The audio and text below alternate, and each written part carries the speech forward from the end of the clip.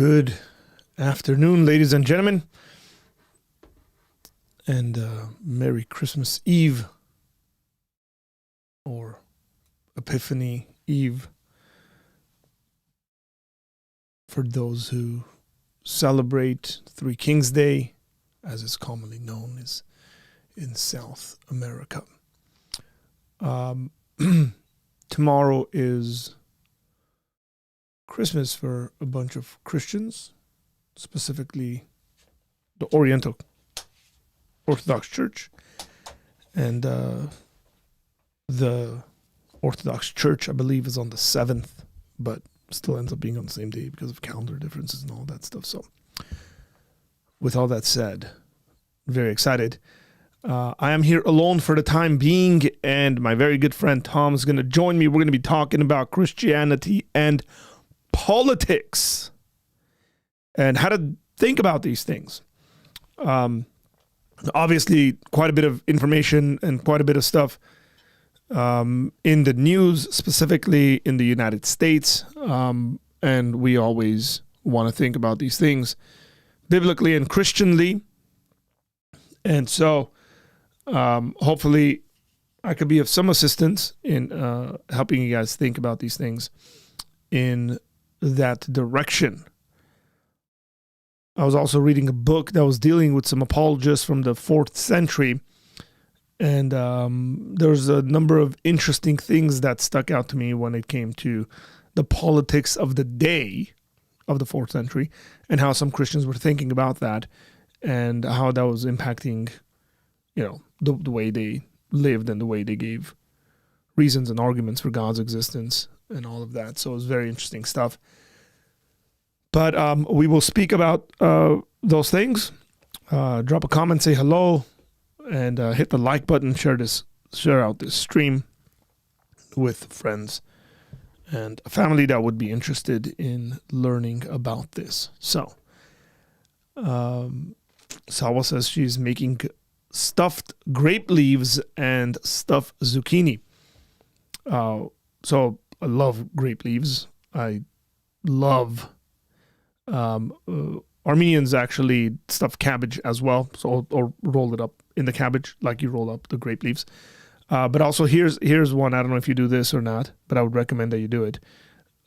Tomatoes, stuffing tomatoes comes out really, really awesome, and I'm a big fan of that. I enjoy eating that. Tom's sending me pastry pictures because he just picked up some nice pastries, and he's definitely not sharing it with me, but he's sending me pictures. He's like, look, I have pastries. I should probably put this up, what he sent me. Tom knows that I like this stuff, and so now he's just being bothersome. When he comes on, he's probably going to be eating it, is what my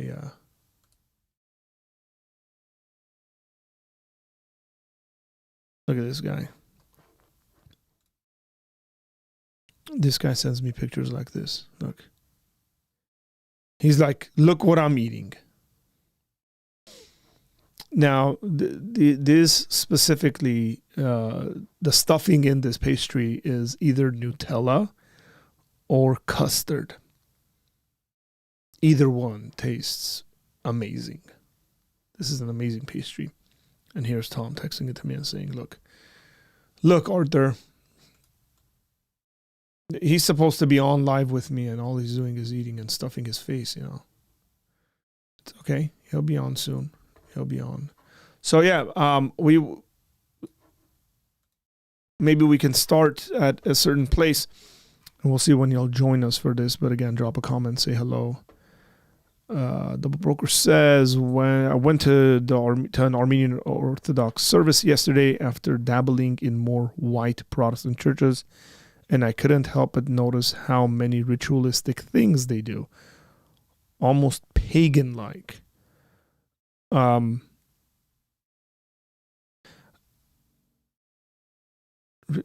Ritual doesn't always mean pagan. Just saying.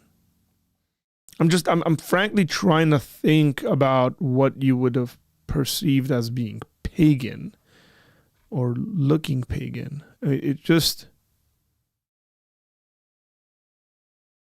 now again, I'm a Protestant. Okay, I want people to know this. But I also think if we're going to level any kind of criticism at people, it should be proper criticism. Just because something is old and ritualistic doesn't necessitate that it's somehow pagan. So you'd have to give me an actual example of something that is pagan, or if it's strange to you and you think that's pagan-like, I would just say that's just not the case. I was just curious if that's all Armenian tradition passed down. I would say quite a bit of it is, but quite a bit of it is Christian tradition that you see across the board in other denominations like the Orthodox or the Catholics. Did not know grape leaves are edible. Oh, this is glorious, man. How did you do? Oh, man. You are missing out on life, my brother. I didn't know. So, for the last 2 years, I planted a grapevine, and it's grown. It's grown pretty healthy. I've taken care of it well. 3 years ago, I think we planted it, and it was like yay big. 3 or 4 years ago. And now it's everywhere, and it's nice and like it's gotten really big, and it's producing quite a bit of leaves. And so one of the things that I've been doing over the last 2 years is harvesting the leaves, and my wife and her mother, my mother-in-law, end up freezing them or cooking them, making grape leaves, stuffed grape leaves out of them. We call it dolma. Other people call it dolma and sarma and, whatever. Regionally, it's got many different names. People cook it different ways. But the ones that we've been having predominantly at my house has been the grape leaves that have come straight from my vine. And it actually produced some grapes this year for the first time. Not much, but some. So hopefully this next year it's going to give us a nice grape harvest. So yes, we stuffed cabbage as well. The tomatoes. Potatoes. Interesting. Never had potatoes. But Romans 13. You mean 13, not 3. What's up, Nick? Hang on, we'll get there, Nick. I swear you two spoke about being potentially overweight a few weeks ago.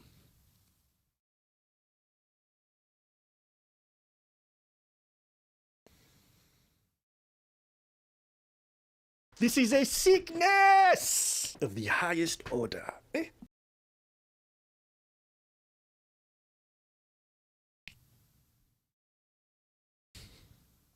This is a sickness of the highest order. Howard says only the Armenian Apostolic Church celebrates Christmas on the 6th. All other Oriental Orthodox and some Eastern Orthodox churches celebrate Christmas on December 25 or January 7. And that's a calendar difference there, Howard. I thought other Orientals celebrated on the 6th as well. I stand corrected there if I'm wrong. Be posting a video on Venezuela. I'll come from the historical view to understanding current events. Anybody interested, go check out Salwa's channel on that. I've been visiting some Eastern Orthodox liturgies and praying through the Coptic Orthodox Akpeya. The rituals are a great way of codifying scripture, fellowship, and spiritual practices into a life. He said, I've got a grapevine in my garden, so I'll have to try. Dude, just type in, just YouTube it. You make some nice dish there, man. That comment reminded me that I have to go to my mom's church tomorrow. Good. Not looking forward to it for a multitude of reasons. That's maybe why you should go.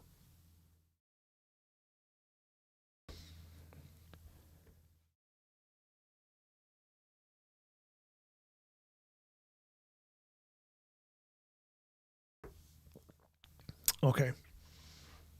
Again, welcome folks who are jumping in and watching. And yesterday Tom and I were talking and he was telling me there are people always in the background. He met someone who loves our broadcast and watches it always, but just never comments. I'm just like, there's always people in the background watching, and I just want to let you guys know that we see you, we see you. And also, just an encouragement to you. Feel free to comment sometimes. That's actually pretty encouraging for us to keep doing what we're doing. So let's encourage one another, folks. Okay. Man, I don't know whether I want to jump into this before Tom gets here.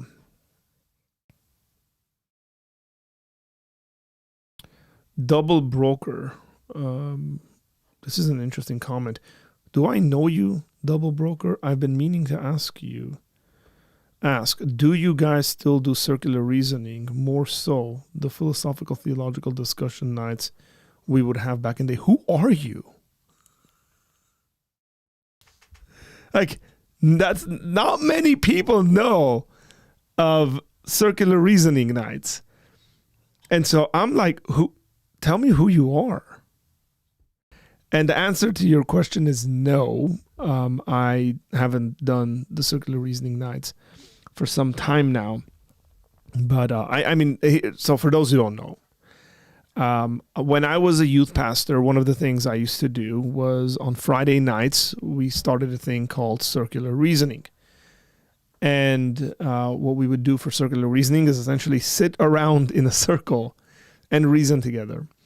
And so we would ask all sorts of theological and philosophical questions and dialogue about it. And it's Arada. Oh my gosh.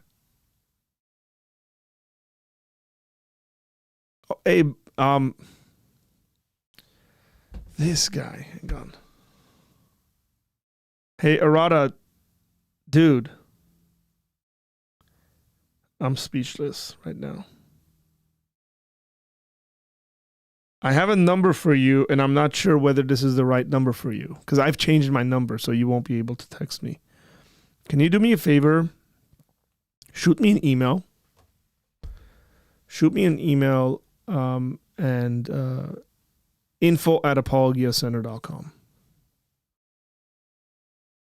info@apologiacenter.com. Or like Instagram message me or something like that if you have that. And then when you email me, just send me your phone number. And I want to know whether I have the right phone number for you. And if I do, then I'll just shoot you a text and you'll have my number. And then we'll go from there. Wow. You've been watching this. Oh, gosh.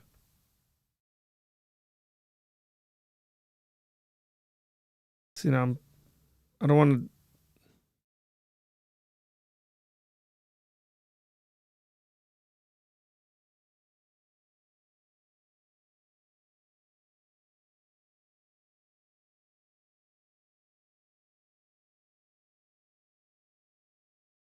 Tell me if you just got that.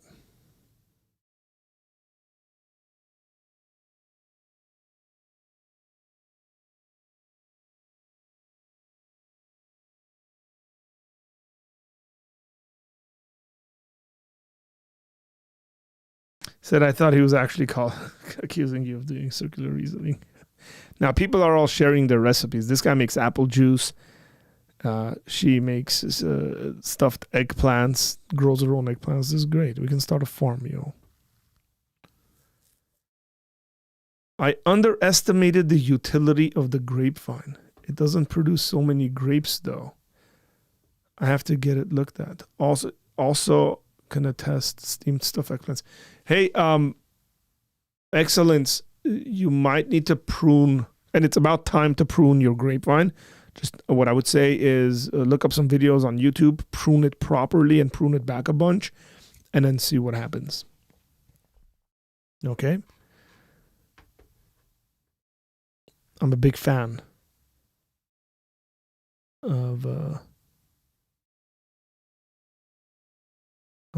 of people growing grapevines and seeing them prosper. With the discussion on politics, pacifism needs to be discussed. I agree. It does need to be discussed. Or at least not necessarily pacifism. I mean, you could say pacifism because that's a certain view of a certain... Well, was going to say that's a certain view of a certain view. But pacifism is a subcategory, I would say, of a view that I would call non-political engagement. But I do think it needs to be discussed. I have a number of acquaintances and friends who hold to that view that we shouldn't engage in that. Okay, awesome.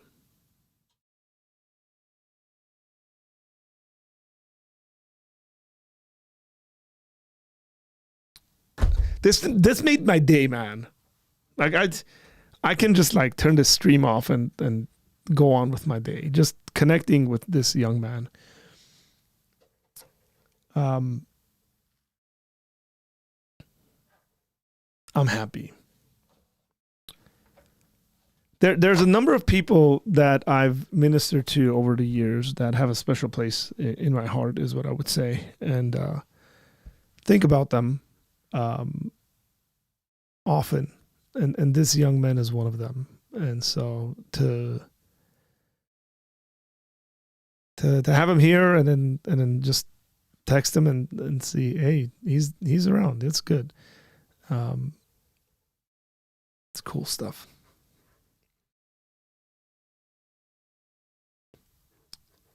Arthur is reliving friendships that he made during the dinosaur time period. Wow. It means Jurassic time period, maybe. I don't know about that. He's probably older than you, Jerome. Not by much. But he's probably older than you. No. Yeah. Yeah, he's older than you. Arthur should make his own apple juice. Only if I grew my own apples.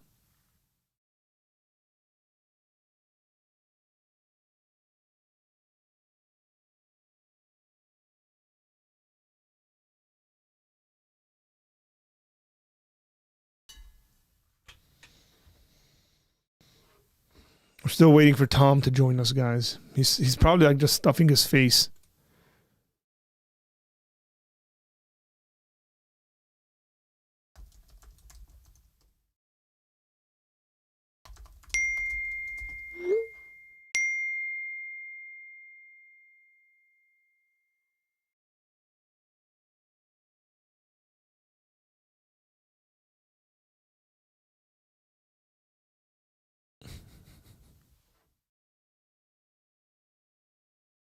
Apologia Center, read an article in New Testament studies. Read an article in New Testament studies where the author argues the Gospel of John was written before 70 AD. I've heard that theory. So one of the theories that's out there is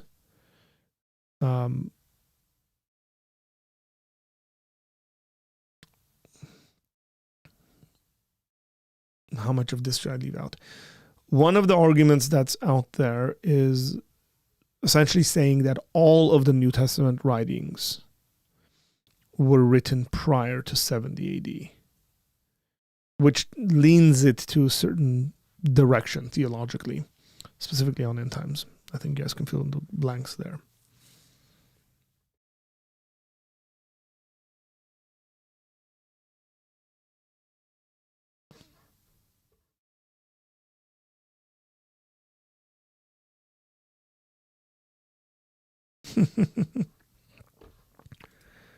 Yeah, that's an interesting one. So I've been I've shown you guys this.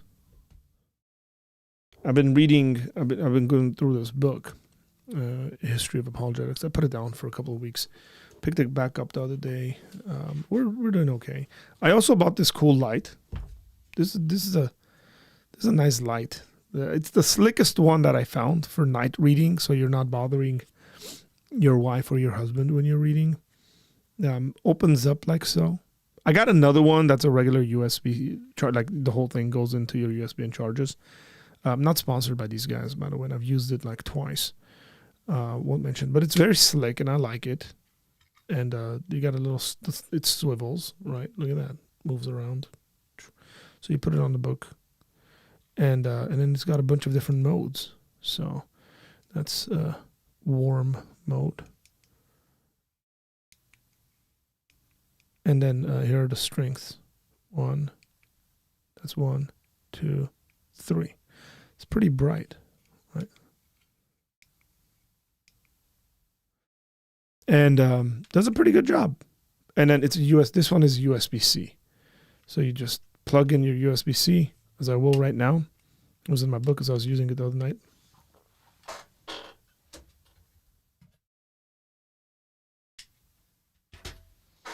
And charge it. So, been reading through this book. And yeah, I got it on Amazon. I did. I mean, I could drop the link for you guys if you're interested. I've actually looked at a bunch of other lights, and I really liked this one. Let me actually pull it up for you guys. Because it's USB-C, I couldn't find other ones that were USB-C. Most of them are just regular USB. And yeah, pretty good. My son uses another one that I bought. But that one's a regular USB. And it's more clunky than this. It's like heavier. This is very light. This one's actually on sale right now. Let me see.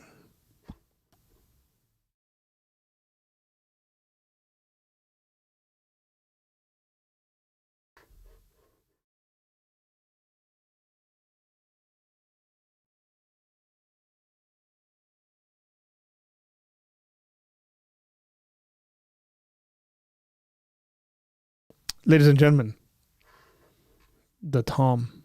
Are you stuffing your face? Okay. He's going to fix his audio or something like that. So I just dropped that link for that night light.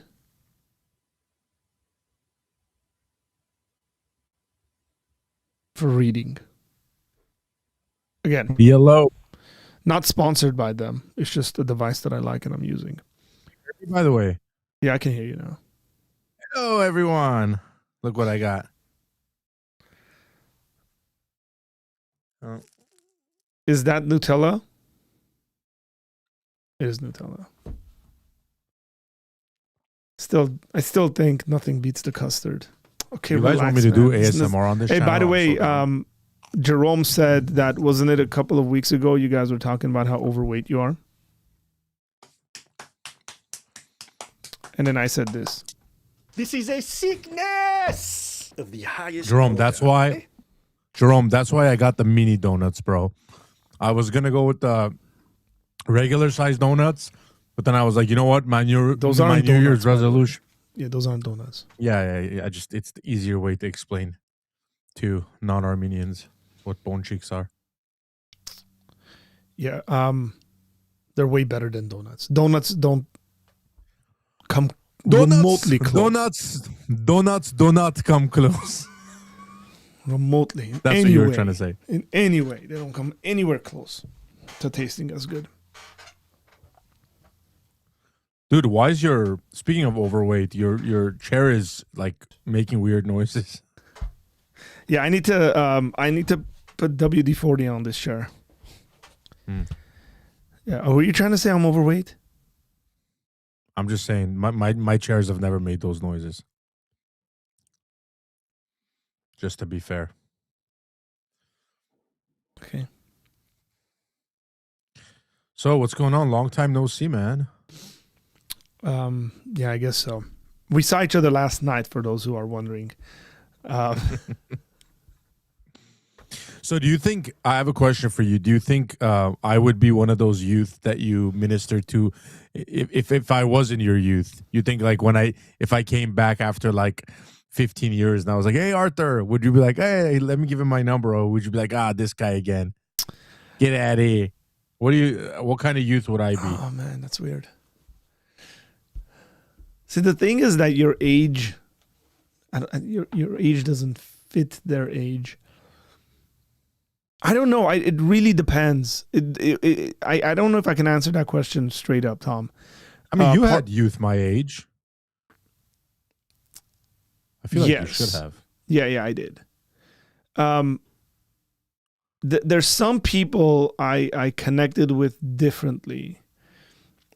And I don't know, like in their formative years, I connected with them, and so there's just a special bond and care that I have for them. With you, I see you a lot more as a peer, but that's because I wasn't your youth pastor or anything like that. If I were, that might be different. I feel like if you were, and it really depends on like pastor, your arrogance and stuff, because in your younger years you're very arrogant and annoying. Yeah, but I feel like I would have felt like I would have gotten in a lot less trouble if you were my youth pastor. That's but probably here true. We are. That's probably true. Yeah, because I would have called you out and told you, "Hey, man, stop being stupid." I had some good youth pastors and some not so good ones.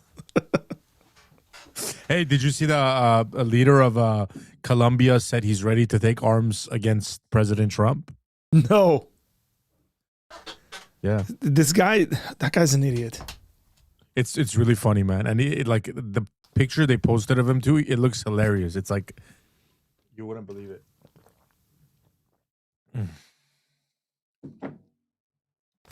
No, I didn't. That's nuts. Okay, so Tom, I was reading some interesting stuff the other day. You were reading?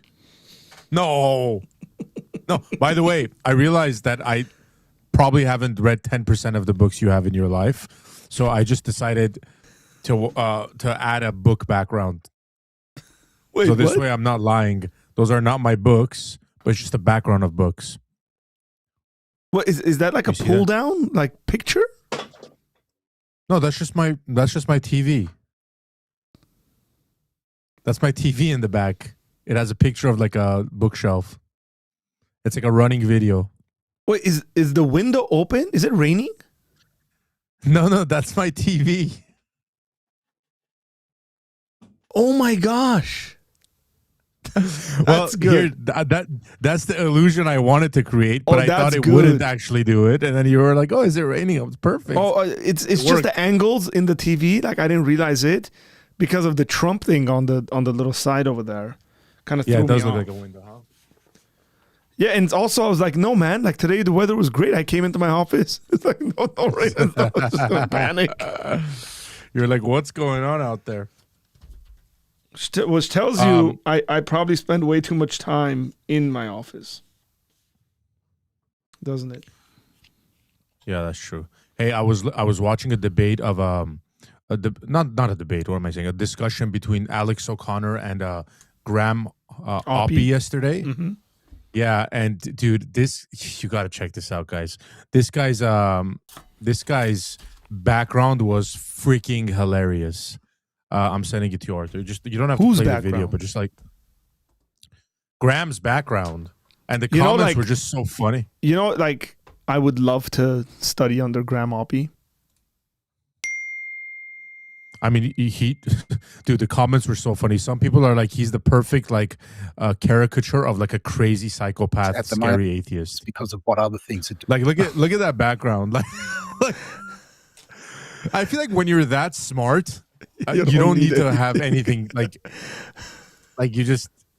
Somebody wrote a comment and said it was so funny, man. I wish I could, if I could find this comment.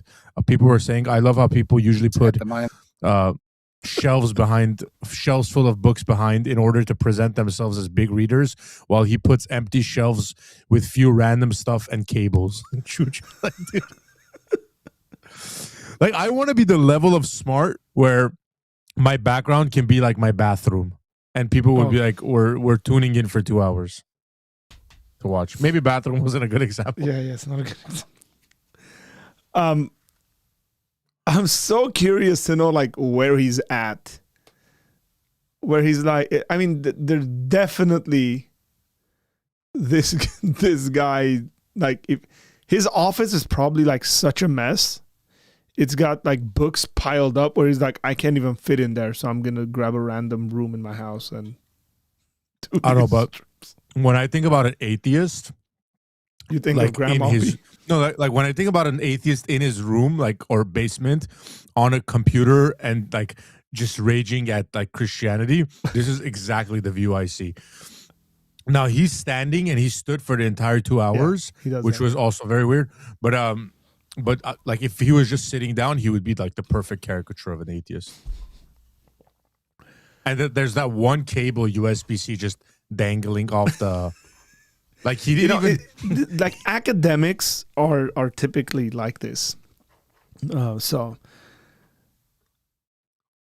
Apologia Center, if you could set up a debate between two experts on any topic, who would you choose?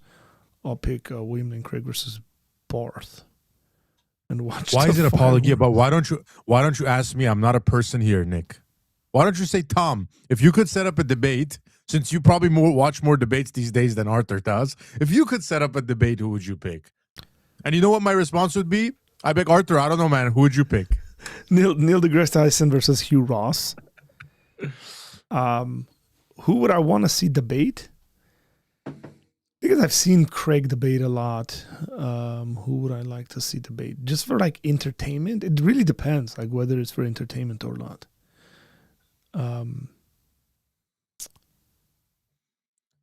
See, I really enjoy seeing John Lennox debate. So it would have to be John Lennox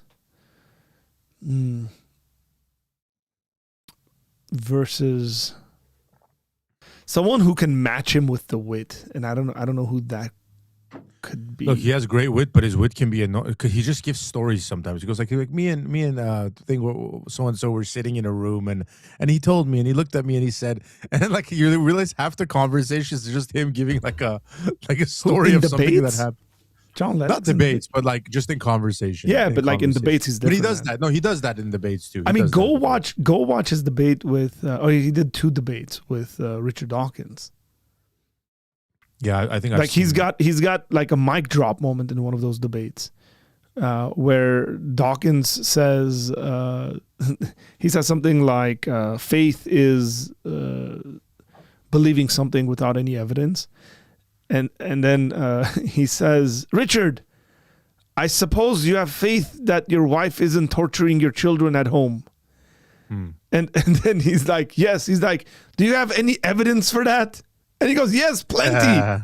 And then the entire audience just like cracks up. And then Richard Dawkins says, let's not use me as an example. That's his comeback. I mean, this is, let me see if I can pull that up, man. You know, speaking of that, yesterday Alex O'Connor was giving a story where he saw Richard Dawkins in the parking lot. He what? He saw Richard Dawkins in the parking lot, and he asked this question to Richard Dawkins, like I've noticed you say this about the Christian position regarding this one thing, but like, what about this? And then he's like, what have you thought about this? I forgot the specific thing he was talking about, but Richard Dawkins is like, I have heard about that, but what he essentially said, like, how is that any fun content if I were to use that argument? Like, that's not great content. And then he used something like, I don't give a shit about that. You know, and he walked away. And then Alex said it was interesting because like I've looked up to this guy as my hero, and I realized like I'm not the same as him, because where his intellect comes to a point where it goes like, I don't care anymore. Yeah. Like Alex is like, this is where mine starts. Like, I do care about the Christian argument. I do think there are legitimate things to discuss, where kind of he was basically trying to kind of imply, not verbatim, but like to imply it was disappointing meeting his so-called like one of his heroes, because, you know, they just, you know, it seemed like Richard was kind of over it from that story. Like, oh yeah, I think so. I think that's true. So let's see. This is how Dr. John Lennox replies to Richard Dawkins' claims, which left the crowd flabbergasted. And this is really fascinating to watch. When you say faith is rational and evidence-based, I mean, if that were true, it wouldn't need to be faith, would it? I mean, if there were evidence for it, why would you need to call it faith? I presume you've got faith in your wife. Is there any evidence for that? Yes, which you base it? Yes, plenty of evidence.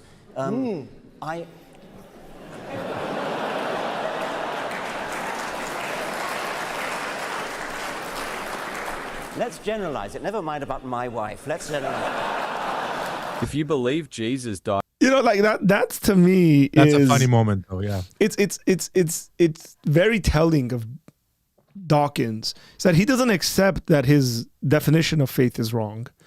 He says the Gentiles does not talk about my wife. It's like, well, you're defining faith wrong. Like, He's like, keep my wife's name out your mouth.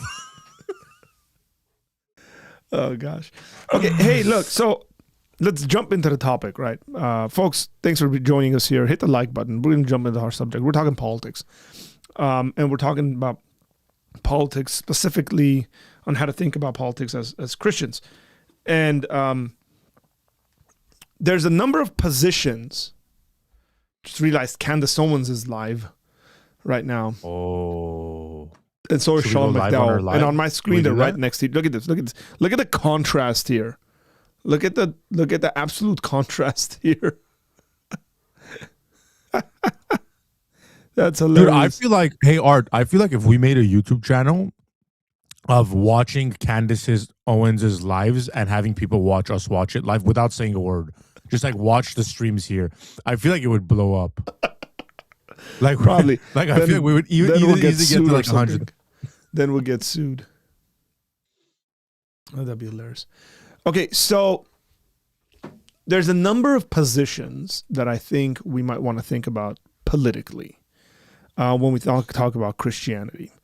And so one of them is maybe we can think about Christians being engaged in politics.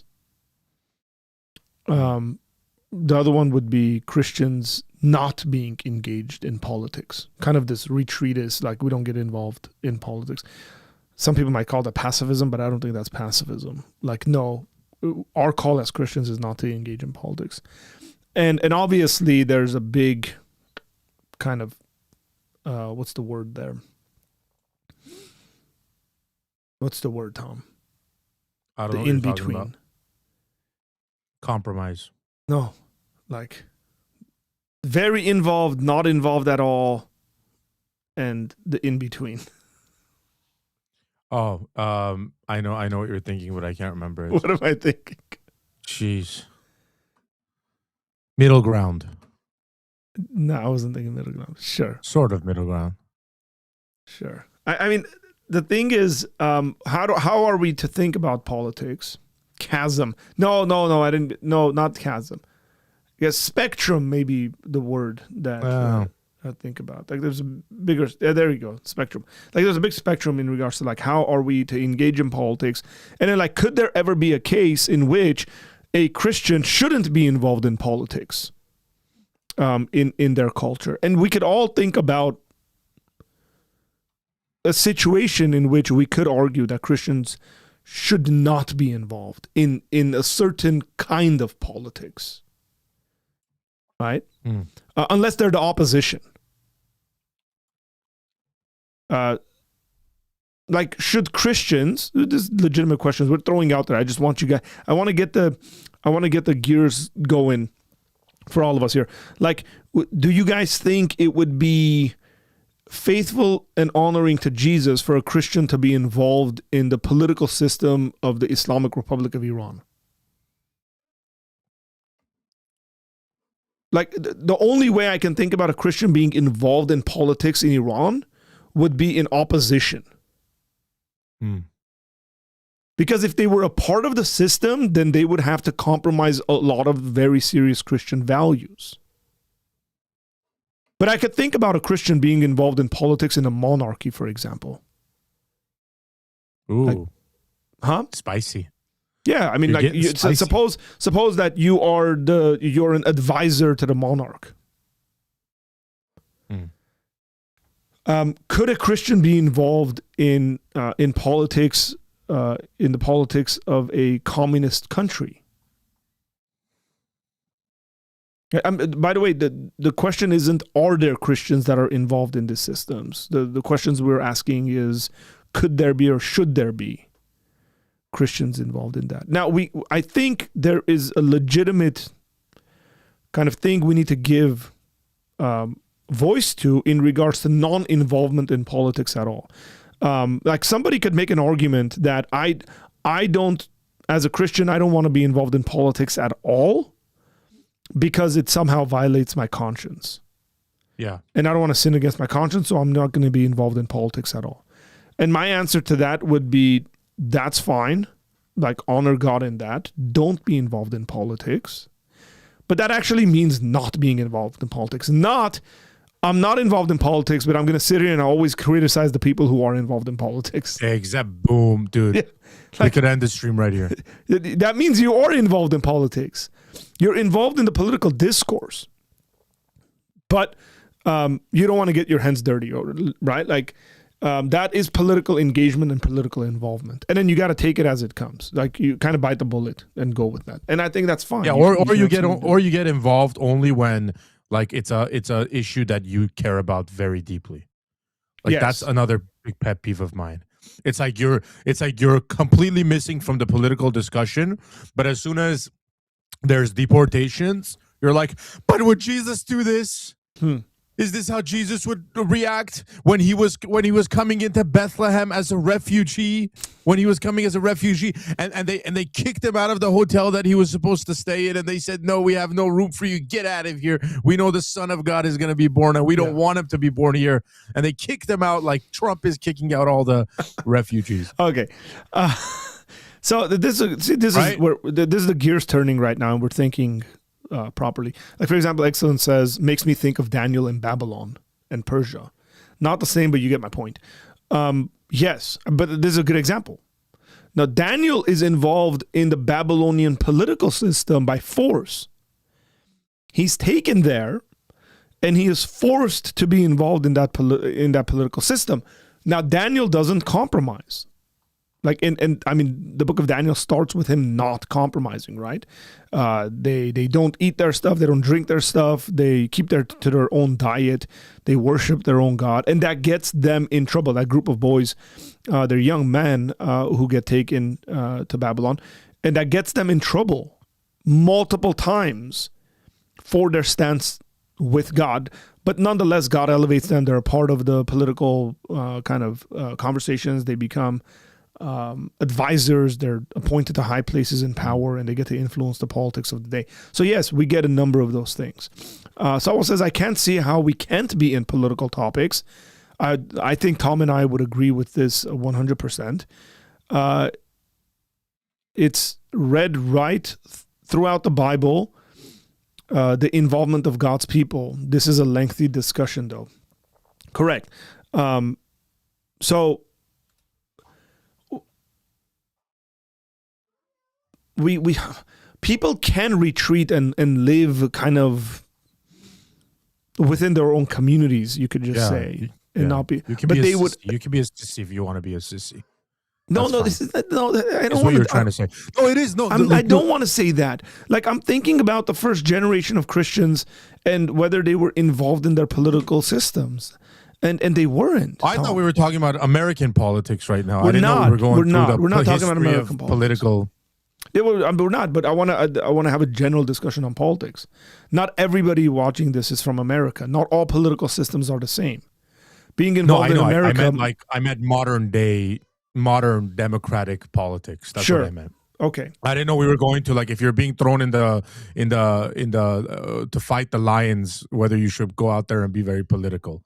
You know what I mean? If you're at the Coliseum or whatever. Yeah, but I just again, meant, like, we should, because then we're drawing ideas from within the Bible to make our points. Yeah, but we don't got enough time for that, man. We don't have enough time to discuss that right now. Do we have enough time to discuss that? Fine. Go ahead. Yeah, we have enough time. What's the limit? Sorry, on, I'm amped up on sugar right now. What's the limit? What's the limit on it violates my conscience? That's subjective. That's pretty subjective to the person. I don't know if there's a limit there. Eating the 18 little Nutella balls that Tom just ate could be a violation of someone's conscience, but clearly it doesn't violate Tom's conscience. Dude, by the way, I'm so like tempted to lick the powder Bro, off. please don't. I'm just not gonna do it. Because then that would be like forever on the internet. Yeah, you got to be careful with the stuff you do on the internet. Yeah. Someone called into Mike Wingers once, asking if they could continue praying towards Mecca on their mat because they felt guilty not doing it. Yeah, that's kind of weird. That would be a situation I would say no, you shouldn't do that. That's wrong. This is an interesting point. Sawa says not all are called to be involved in politics. It's an ugly cave. Maybe she means cave there. One requires to be strong, have thick skin because you're going into the lion's lair. It's not an easy path to travel on. I disagree with that, by the way, Sawa. So I don't think it's a matter of calling. So I think let me just try to maybe here's what she means. I think there's a difference between being involved in the political system as a citizen, voting, being involved in that sense, versus someone who's going to make that their career. Maybe she's talking about that like go into politics is what she's trying to say, like actually to run for something. And you would agree with that. That's not for everyone. I agree with that, but again, I wouldn't use the word calling. Sure. Let me tell you why I wouldn't use the word calling. No, I get what Sawa was saying. I don't think Sawa thought about this and then used calling on purpose. But the reason why the word calling bothers me is because it's an excuse for a lot of Christians. Like you go like, why don't you come serve as the thing? I just don't feel like that's my calling. Like what does calling mean? Like where do we get that from? Can you tell me where we get the calling thing from? Like it's my calling or not my calling? Do you know? Because I don't know. I've been a Christian for a long time. I don't know where the calling comes from. Like I get that we're given certain amount of gifts and there are things that we're better at. Yeah. Right. Like, and the Bible talks about our giftings, right? But the whole calling thing, outside of you've been called into the family of God, saved, chosen, elected, all that kind of stuff, I don't know where the other calling comes from. Yeah. You get what I'm saying? Like I don't. We could communicate ideas without those words necessarily being in. No, but I'm asking you. I'm actually asking you. I want to know like where does the calling I have a hard time with that as well. Like where everything becomes about a calling in that sense. But I think people mean that whenever they say that, they're talking about like something you dedicate your time to, your life to, your career and stuff. It's not my. Yeah, I get that. I get that. But again, I think we should be careful, Sawa, with all love. I think we should be careful to use those words calling and stuff like that. Because if a Christian gets up, like let's say a pastor gets up and says, it might not be your calling to be involved in political conversation. Let's assume that happened. I think that's a huge disservice to the church. And I mean the greater church, like the global church. Because like somebody's going to hear that and it might not be you or I, Sawa, because we're interested in stuff. But someone might hear that as a Christian and be like, you know what? Pastor Jim is right. I'm just gonna focus on my family. I'm gonna focus on the church, and I'm not gonna get involved with all that other mumbo jumbo. And I disagree with that. Okay. This is an interesting point. I have a response to this. Notice Daniel and his friends never tried to change the regime of Babylon. They were merely living witnesses of God and his way, their worship. My scriptural response immediately to this would be very careful not to take descriptive biblical texts and turn them into prescriptive theological positions. Like we should therefore never do this thing. Because this is the way that, for example, quite a bit of atheists say, look, Jesus never spoke about slavery in his day. That means he was pro-slavery. Or we see descriptive texts by polygamists who are like, look, Abraham took on more than one wife and David took on more than one wife. And so therefore what? Right? Like their conclusion is it's okay to have more than one wife. So I would say, let's be very careful not to take descriptive biblical texts and develop a theological perspective on the way we're supposed to see government. Now, if I were you, I would use language like, and I think this is harder to respond to, in regards to like submit yourself to all authority because all authority has been placed there by God. Something like Romans 13, something out of, I think Peter also speaks about submitting to the emperor. So there's a lot better kind of text to say, well, if Christians find themselves in any political system, what we ought to do is essentially submit to that system, not try to overturn it, or do a revolution and stuff like that. And there's individuals who argue for that kind of involvement in political. Are we talking about the same Daniel that was thrown into the lion's den? Is that the Yeah. Daniel we're talking about? Like for completely like this. Like I love how people think this is this cutesy story where Daniel goes like at his beautiful open window and he like prays and he's all quiet and he's like, Lord, I know that they can harm me. Shalom Adonai. You can Shalom tell Adonai. that Tom's been watching children's cartoons with his kids about Daniel. Bro. Yeah, like and then like some guys come in the background, sneak on him. Ooh, there's Daniel, and he's praying to the Lord Yahweh. And then they go tell the king, and then the king's like, ah, like that's a heck of a disobedience, by the way. Well, Daniel's like knowing- 80, by the way, when that happens. He's yeah, really whatever, old. however old he is, yeah. Well, that matters. That's like if well, hold up. If you're gonna if anybody's sort of political involvement is strong enough that they can somehow humbly and kind of quietly be thrown into the lion's den, I'm all for it. Go all the way with that. That means like whatever you're doing is working. Oh, that But, kind of like unfortunately.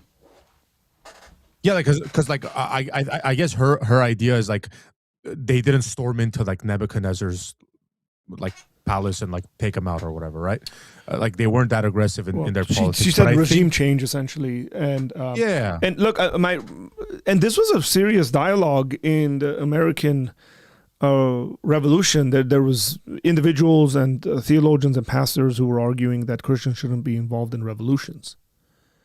Like we're called to submit to the governing authorities, and that's a lot more challenging in my mind. Like not like regime change and all that, but should Christians be involved in like actively involved in revolution, and it gets complicated because then there's moral responsibilities that are brought up to the surface. Like to what level does a Christian have moral responsibility over his or her neighbor when if you have the chance or the ability to get rid of a tyrannical system. Now I want to because the American founders were so in my opinion clear thinkers, spectacular people. okay, it's very important. I'm not saying they were Christians all.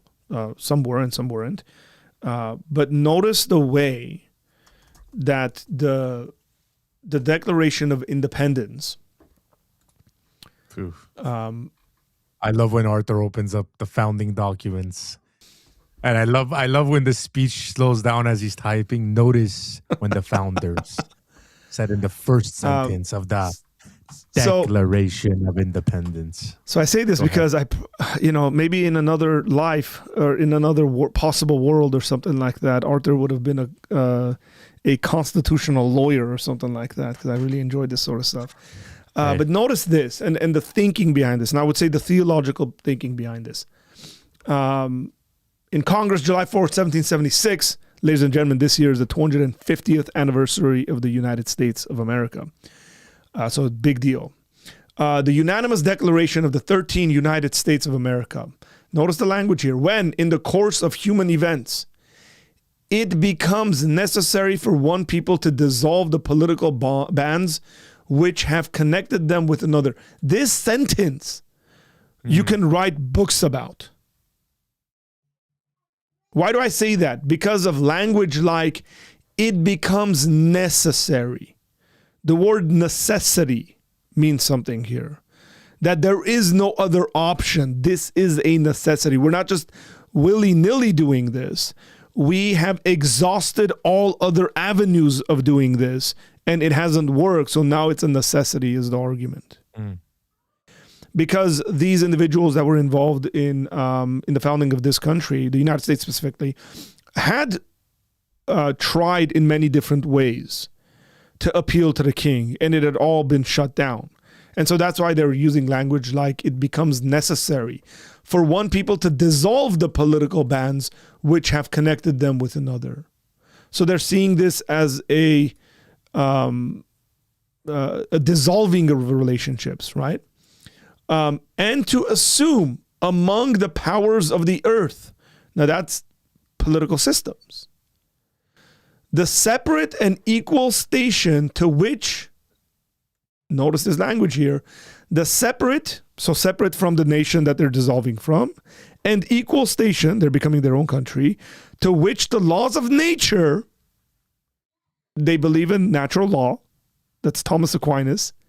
That's strong philosophical theology, to which the laws of nature, now these would be things that would be self-evident, they're going to go on to explain, to which the laws of nature and of nature's God entitle them. So now they're grounding this human affairs, human nations, right, equal nations, they're grounding it in the existence of God and the natural law that God has given. And they say a decent respect to the opinions of mankind requires that they should declare the causes which impel them to this separation. Now, what does that mean? That means we have justifiable reasons. We have justifiable causes that we're going to declare that has brought about this separation. So what they're saying is, look, we're not doing this because we just want to be rebellious. We don't want to do this because we want to be rebellious citizens. But we have justifiable reasons for that. And then this is the part that a lot of people know. They kind of skip over the preamble here of this. We hold these truths to be self-evident. Well, how are they self-evident? Well, because they are self-evident in the laws of nature, because they have been made known to man by the God of nature. Go read Romans 1. That's the argument here. We hold these truths to be self-evident, that all men are created equal, that they are endowed or given by their Creator with certain unalienable rights. So there's certain rights that cannot be denied to them, and they're given to us by the Creator. That among these are life, liberty, and the pursuit of happiness. This is important wording here, okay? Very, very important language here. And it goes on, right? That to secure these rights, governments are instituted among men, deriving their just powers from the consent of the governed. So notice that language, that governments are established or instituted among men, and they get their power from who? From the consent of the governed. So what happens when the governed do not consent? Which is what exactly is happening, right? That's the reason why they are dissolving that relationship and establishing a different state, is that the governed are not consenting to the way that they're being governed. And then it goes on to say that whenever any form of government becomes destructive of these ends, it is the right of the people to alter or to abolish it. There is, I'm not a political philosopher. I know some stuff about it, and I really enjoy the subject. There is so much political philosophy here. There's so much political theology here, in that it becomes the right of the people to either change, which is essentially regime change, but it's in this case, it's internal regime change, to either change the government or get rid of the government, because it is not functioning the way it should be intended to function. All of that, right? And to institute a new government, laying its foundation on such principles and organizing its powers in such form. And so I'll stop there. I say that because I think the moral conversation becomes a lot larger, since we are also considering doing politics as Christians in a world where not all of our neighbors are Christians. And so that matters. And doing that well. So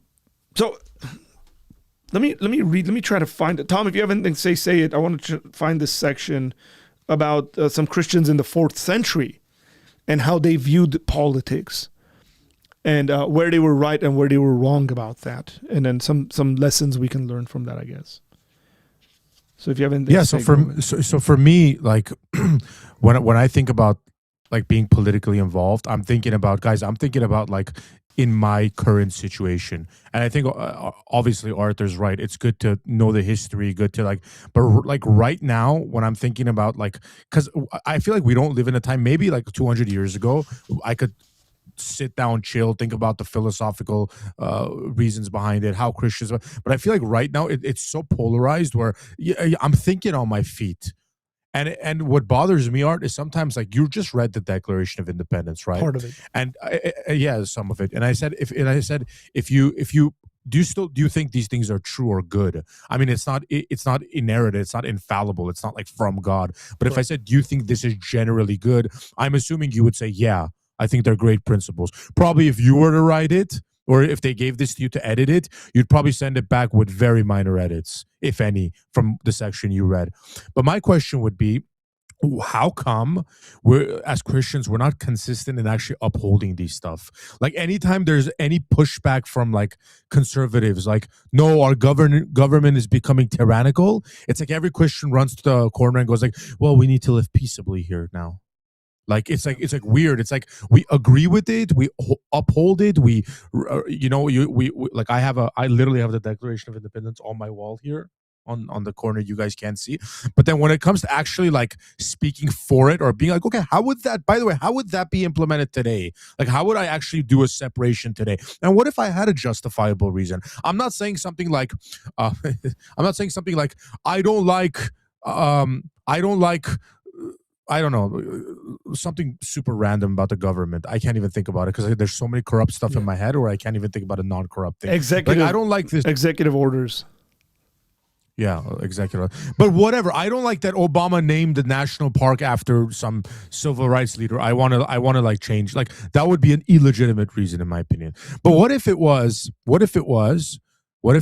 I don't think, or I feel like the government, okay, our leaders are completely ignoring the voice of the people when it comes to certain issues, where you can see through polling, through secondary research data, that the people, for example, don't want to go to war in Iraq. Let's just say, I'm assuming something, I'm just making a statement here.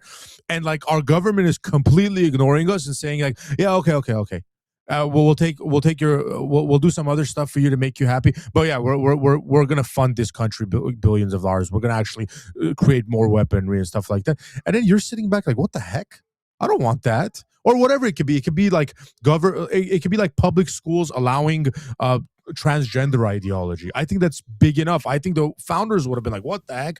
And then let's say that people stand up against that government, right?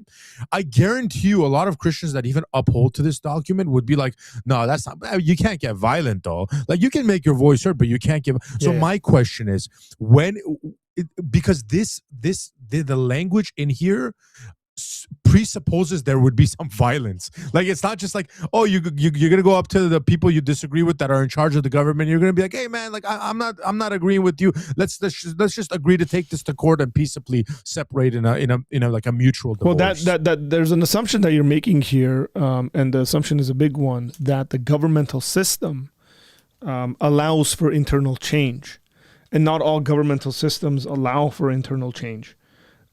So maybe within the modern American system, we could say, yeah, we can vote these people out, right? Hey, look, Tim Walz is not going to run for re-election because of essentially because of the pressure that's been put on him. Where in other systems, that's not even an option. Okay, like so internal change doesn't exist. Let me give you an actual example and have you answer this. So in 2020, a lot of Republicans, including myself to this day, by the way, believes that election was rigged to some extent. Yeah. There was clear interference in that election, and like are there still people that believe that Trump didn't lose? Like I don't care if Trump lost. He could have legitimately lost. That doesn't mean there wasn't interference in the election. There could have been interference, literally like changing votes, and there could have been interference, like media interference, like the Russia gate. I believe that was interference, right? Stuff like that. But let's assume, for argument's sake, Arthur, that there was actual interference and there was evidence that came out at that time, and they were making Trump step down, but there was clear evidence that there was whatever, and the courts didn't want to take it up. Like they're like, there's no interference, but and everyone's like, what the heck? There's interference, and then the same thing happened that happened on January 6th. Which is what? What Christians say, which is they went and stormed the Capitol, trying to whatever not allow the electors to confirm and whatever Joe Biden is president. What would the Christian, if these people genuinely thought that like are these people are duping us? Like, what would need to happen? Would they need to go, like, if that was bad, let's say from a Christian perspective, would they need to go form an actual militia? Yeah, would they essentially. Need to, like, and the United States Constitution allows for that. The very Declaration of Independence we just read actually allows for when and if the United States government gives up these things, that it is no longer it is no longer doing what it is supposed to be doing as a government. Then it becomes the right of the people to resist and reject that. The issue, I think, never happen. It would never happen. That's whether it would or it wouldn't. That's a hypothetical that I don't think we'll get anywhere. You and I discussing that. I tend to be a bit more optimistic probably on those ends. I think it could, given if there was enough backing from other people, that was the case. And the reality is that in 2020, there was not enough backing. It was Trump saying this. Even his inner circle was not agreeing with him. So that's why it became problematic. If you had a larger section of people in the government saying, no, we have really good evidence that this did happen. And the other thing is that you always have interference in any election. Every election has interference. The question, brother, but you're assuming the people in government would act in good faith. Like it's like, I don't know if this is circular reasoning or it's something else, but you're saying the people in government, we're not saying that the government lied about the election. And then my response would be like, why would I trust the people in government, regardless of what side they're on? Like, why would I trust Ted Cruz or some random Republican from, you know what I mean? Yeah, I understand what you're saying. I just, that's not the way that successful kind of revolutions take place. Even if you look at the U.S. Revolution, that these individuals were actually involved in the politics of the colonies. They weren't just random citizens. They were involved in various ways. So you're going to need backing. I think that's actually what I think is happening in Iran right now, is that they don't have backing from internally from within the government. If they did, it would happen a lot faster. Let me read a couple of lines from this. Again, this guy is this book is written by Cardinal Avery Dulles. And he's a Catholic, okay? Catholic cardinal. History of Apologetics, great book. He says, as the 4th century progressed, so listen very carefully, the political undertones here, Tom. As the 4th century progressed, the Latin apologists became more interested in enlisting state support for the new religion of the empire than in seeking to give arguments for the truth of Christianity. And so their focus becomes, how can we enlist the support of the government? One of these guys, he goes on to say, is, it says in his conclusions, Firmicus appeals to the legislation of Exodus and Deuteronomy as grounds for ruthlessly essentially kicking out the worship of false gods and idols. So he's using Exodus and Deuteronomy, or trying to put pressure to use those in the empire, essentially to impact legislation. He goes on to make a couple of other comments about the way this specific individual went about this. And there's other people obviously disagreeing with this. Let me see.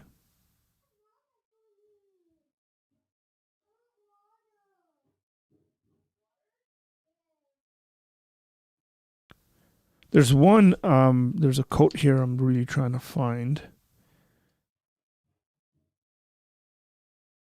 that essentially the idea here was that here, check this out. This is Eusebius, the church historian. It says, strongly in favor of the Constantinian union of church and state, Eusebius tends to view the Christianization of the empire as the universal good of history.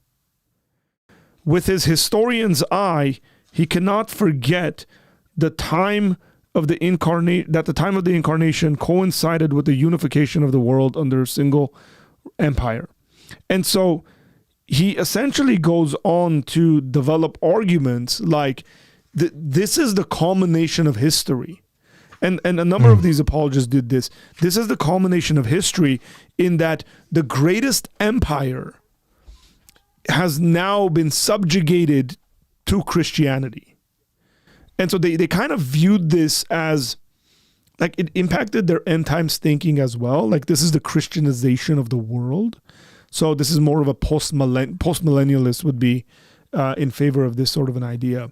But they were clearly wrong about this, by the way. Like, they were ignoring the fact that there was millions of people around the world that were not under the empire. Yeah. And weren't Christians. So, people in China, people in India, the eastern part is what my reference to is there. Like, people in the Americas hadn't been discovered, right? The other thing is that the Roman Empire ends up collapsing. Right? At least the Western Roman Empire ends up collapsing. And this would have been a shock to a lot of the expectations of Christians, because if they were seeing this as the culmination of history, and there's this political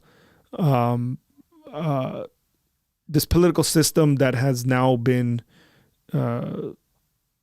that has now come under the influence of Christianity, and then all that stuff is collapsing and falling apart, it would have been a big shock to the expectations, you could say, the theological expectations of that generation. And now that generation is responding to their politics. The reason why I'm bringing this up is because I think every generation, however we want to count generations, every once in a while, you could say, something happens in the world where the Christians are going to be challenged and shocked to a certain extent about their views of politics. So you and I take it for granted, I think, to think about like a democracy or a democratic republic or something like that, where Christians in the 1300s, they wouldn't even process information in that way. They would have said, no, there's a king, long live the king. God gave us the king. It's in the Bible, right? You open up the Bible, it says, submit yourself to the king. You and I, maybe when we think about kings, we generally have a negative view. We're like, wow, kings, monarchs, absolute rulers? No, heck no. We don't want that stuff. And so there's always this push and pull in regards to the Christian worldview when it comes to the politics of the day. And I think we have to be aware of that. And we have to be very, very careful as to being politically engaged and involved, but being involved with, I don't know, a part of us kind of also expecting that we could be wrong on things, or we could be reading the situation incorrectly or something like that. What are your thoughts on that? Yeah, I mean, we always discuss this. Like, so you're gonna have people who claim to be Christians, like nominal Christians, right? And they're gonna be like, "We're patriots, we're Christians, God bless America," and then they're not actually Christians, and they actually just want, a right-wing government because that's the stuff they believe in, or their grandparents fought for that. So yeah, there's always gonna be that group, or they just want to be like super aggressive, and they're like, yeah, guns and kick everyone out, or they're whatever. It could be they're racist. It could be a million reasons why they take on that like Christian, like they just think it's like, excuse my language, but they think it's like badass. Like, we're gonna be the badass like knights Like there's always that group, Yeah, okay? But then like there's people like me who I have a good understanding of Christian theology. I have a good understanding of the local church and how I minister there and how I serve God. I have a good understanding that in this world I will have many troubles, and it's not going to be this place where I'm going to stand up and like be like, Jesus is king and let's go make changes in politics. Everyone's going like, hoorah! Like, I have an understanding of that, and I also have an understanding that we don't have an infinite amount of time on this earth as it currently is, and that my job isn't necessarily to point my entire energy at whatever local governments and stuff like that. It's to advance the kingdom of God. It's the Great Commission. I have all that in mind, but real quick, but I can have that and still in a healthy way be engaged in politics. My what makes me eerie, right, or bothers me is when someone comes and just presupposes, just assumes that because I'm super passionate about politics or that Christians should be involved in politics, that means all of a sudden Jesus has taken the second place to whoever like the United States president is. Like, it's like Trump, and then there's Jesus on the bottom, and then all my liberal Christian friends have to point out, wow, why don't you just lift up Jesus in your life instead of looking up to Trump as your God? And it's just like, man, like, seriously, like, I don't assume that. Like, when I look at my Christian friends, Arthur, I don't assume that if they're involved in politics, that means like they've replaced or they've put Jesus in a lower place in their life. Yeah. Like, why do you assume that of us? Or why does anyone assume that? So obviously, I'm assuming that going into politics as a Christian would be with a healthy understanding of actually understanding what Christianity is, and where it fits with government and politics, and where it doesn't fit with government and politics. Like, if you don't have those simple things in mind, maybe you shouldn't get involved in politics at all. Maybe you should just focus on your Christian faith. I got a number of things to say about that. Before I do that, big shout out to the Holy Heat for the super chat. There's a couple questions here. There's a couple questions here. I feel like we're ignoring. Yeah. I haven't looked at anything in the chat. Go ahead. So Sepp is back. Sepp is you threw him out yesterday. I gave him a 24-hour timeout a child. I would say, like, just my opinion. Just don't give him a timeout. He's not that aggressive. Okay. He said shalom Shabbat. Brother, it's Shabbat Shalom. Flip the words. And then he said, Arthur, do you wear a kippah when you're bald? Do you use glue or suction cup? See, like Sepp, you know what? I know you're being an a-hole, but I kind of like it. It's like, as long as you're not cussing us out or whatever, as long as you're like, whatever you want to call us Jew lovers, at least engage. At least, okay, after you've made the shady comment, then engage. Yeah, what I would say to Sepp is that it seems like the Jew is living rent-free in his head.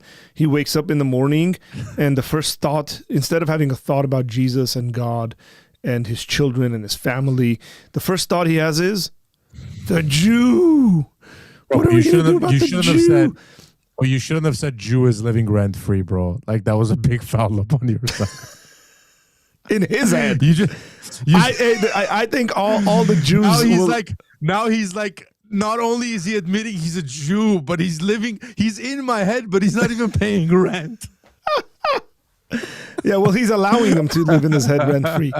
And I think all the Jews will be in support of what I just said. The other thing is, hey, if you're going to try to diss someone, at least get your wording right. Shalom Shabbat. But look, I won't block him because he's just going to constantly show us how ignorant and uneducated he is. And I'm all game for that. If he wants to show the world that he shouldn't be taken seriously as a person, that's fine. Go for it. Show away. Show your ignorance off. By the way, I was talking to my wife, by the way. I was talking to my wife the other day about my interaction with Sepp, and I was like, I kind of went hard at this guy. I was telling my wife, and she has a way of telling me hey, you sure you went there? And so I told her, I said, he was kind of talking a big game, and then I called him an ignoramus. And she was like, and my wife teaches English, by the way, as a second language. And she said, is that a word? I said, yes, of course, ignoramus is a word. And then I pulled it up, okay? And I pulled it up. So here's ignoramus comes from the Latin. Okay, right here, ignoramus. We do not know, literally. That's what an ignoramus is. And it says an ignorant or stupid person. Okay, and then there was another one that said it is a very nice way of calling someone stupid. Mm. Hey, but he did come back, so I don't know. There's a the Bible says a dog returns to the Bible says a dog returns to its vomit. So yeah, Arthur is the Armenian lion. What's this guy saying? I didn't say that, by the way. Sam Shamoon said that about me. There's no way this guy is an adult. He's the Armenian James White. That's what Arthur is. That's you. Like, think about it. Just squint your eyes. Squint your eyes. He looks exactly like James White right now. No, not you, man. If we squint our eyes, you look like James White.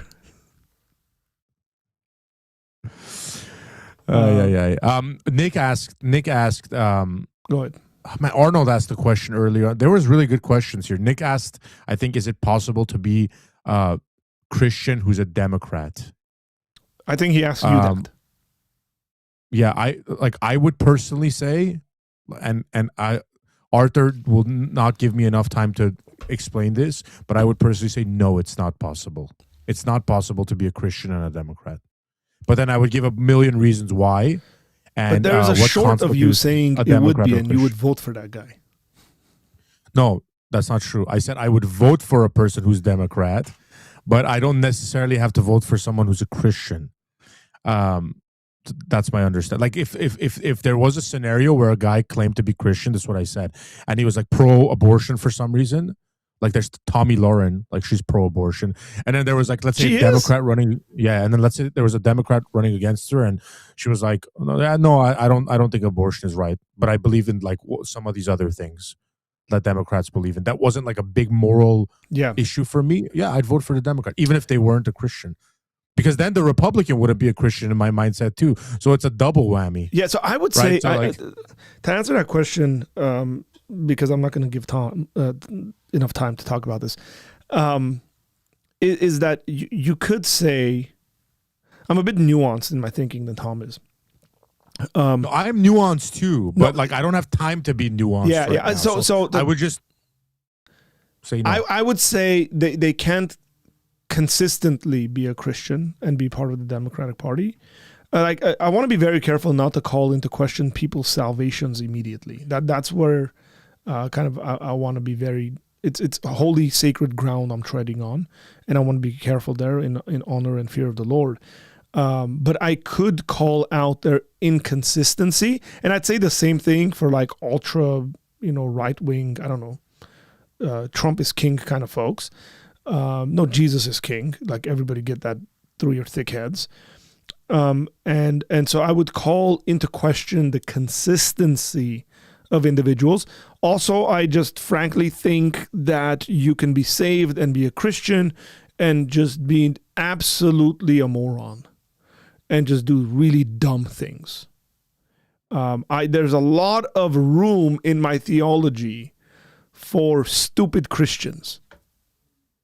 Okay, can I make just 2 quick points here, Arthur? Observations. One, let's be intellectual. Yes. Say, yes. Arthur, can I please make 2 observations? 2 quick observations, okay? One of them, okay, number 1, okay, is that I'm not saying if you have a Democrat like circled in your voting registration, you're not a Christian. Like, I hope people don't think that way. That it's not just like my father-in-law was a Democrat. He voted for Bill Clinton. Before he passed away, his voter registration probably still said Democrat, but he was a Christian. That's not what I'm trying to say. I'm trying to say someone who's ideologically, actively involved in Democratic or the Democrat Party politics. That's one. Okay. And I stand by that. I don't think it's actually possible for someone. I think it was what somebody said here. Excellent said. Unless you're politically ignorant, I don't think it's possible. Like somewhere like that where you could be political. Second and more important point is I do think that there can be a lot of Christians who completely despise the Republican platform overall and can say I'm part of a different party, or let's say there was just Democrat or Republican, right? They could say I'm a Republican or I'm not a Democrat. I see more, my thinking is more with the Republican Party or the right wing. I don't even like to use the party, the conservatives, but I think conservatives get a bunch of things wrong. And here are the things I disagree with and what it's. But Arthur, why would a Christian, guys, explain this to me? I might be stupid. I might be ignoramus. Okay, I might be an ignoramus, but explain this to me. Okay, why would a Christian, in what world would a Christian be like, I'm aligning myself with the Democratic Party, and then like when the other party or the other side, conservatism, has much more of the values, and you're still free to disagree on certain things. In what world would it be a more comfortable fit for you to be like, I'm aligning myself with this party because I disagree with like a couple things over there? My idea is that if you're aligning yourself with the left and calling yourself a Christian, okay, you probably don't actually agree with the Christian tenets that conservatism or whatever holds to. You probably disagree with it, because why would you make the more difficult step? You could just say, I'm a Christian, I don't agree with the right wing fully, but I still consider myself a conservative who disagrees with immigration, disagrees with a couple of stuff. But I'm totally on their side when it comes to abortion, because abortion is not a Republican issue. Abortion is a moral issue. Yeah, it's an ethical issue. It comes from the right to life, that it comes from God, right? So why would you align yourself with the baby killers and then be like, well, I'm on this side as a Christian because I don't like the way that women don't get childcare, or because I don't like the way that I think there should be more taxation on people making a few $1 billion. So I decided to be on the side of the people who support killing babies and mutilating children. What kind of Christian thinks that way, what you're essentially saying is you can be a Republican and essentially argue for higher taxes and be against abortion as well. Like you're internally arguing, hey, we don't tax people enough. In order for us to have a social safety net or whatever like that, we got to tax people more. Or rich people. Even on more. Yes. Sorry, even like rich people make way too much money. Like ethically, morally, they're making too much money. We as conservatives have a theistic perspective.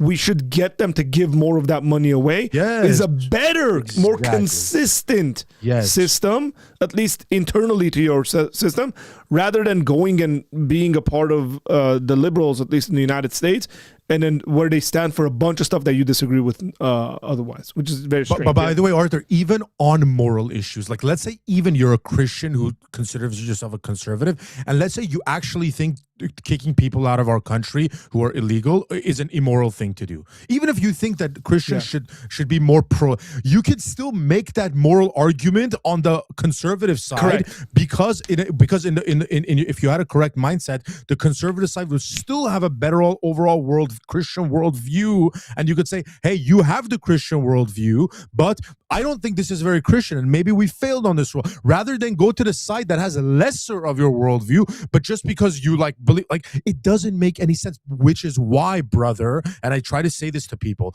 because it's really easy for them to play victim. You say I can't be a Democratic Christian, not very Christian of you. That's very, but because let me explain why. Because it doesn't make any freaking sense. Because why would you align yourself with the side that doesn't actually hold to your worldview, or 80% of their positions don't hold to your worldview, and then say that, you know what, but I am still a person who holds to a religion that agrees with 80% of the other side's worldview?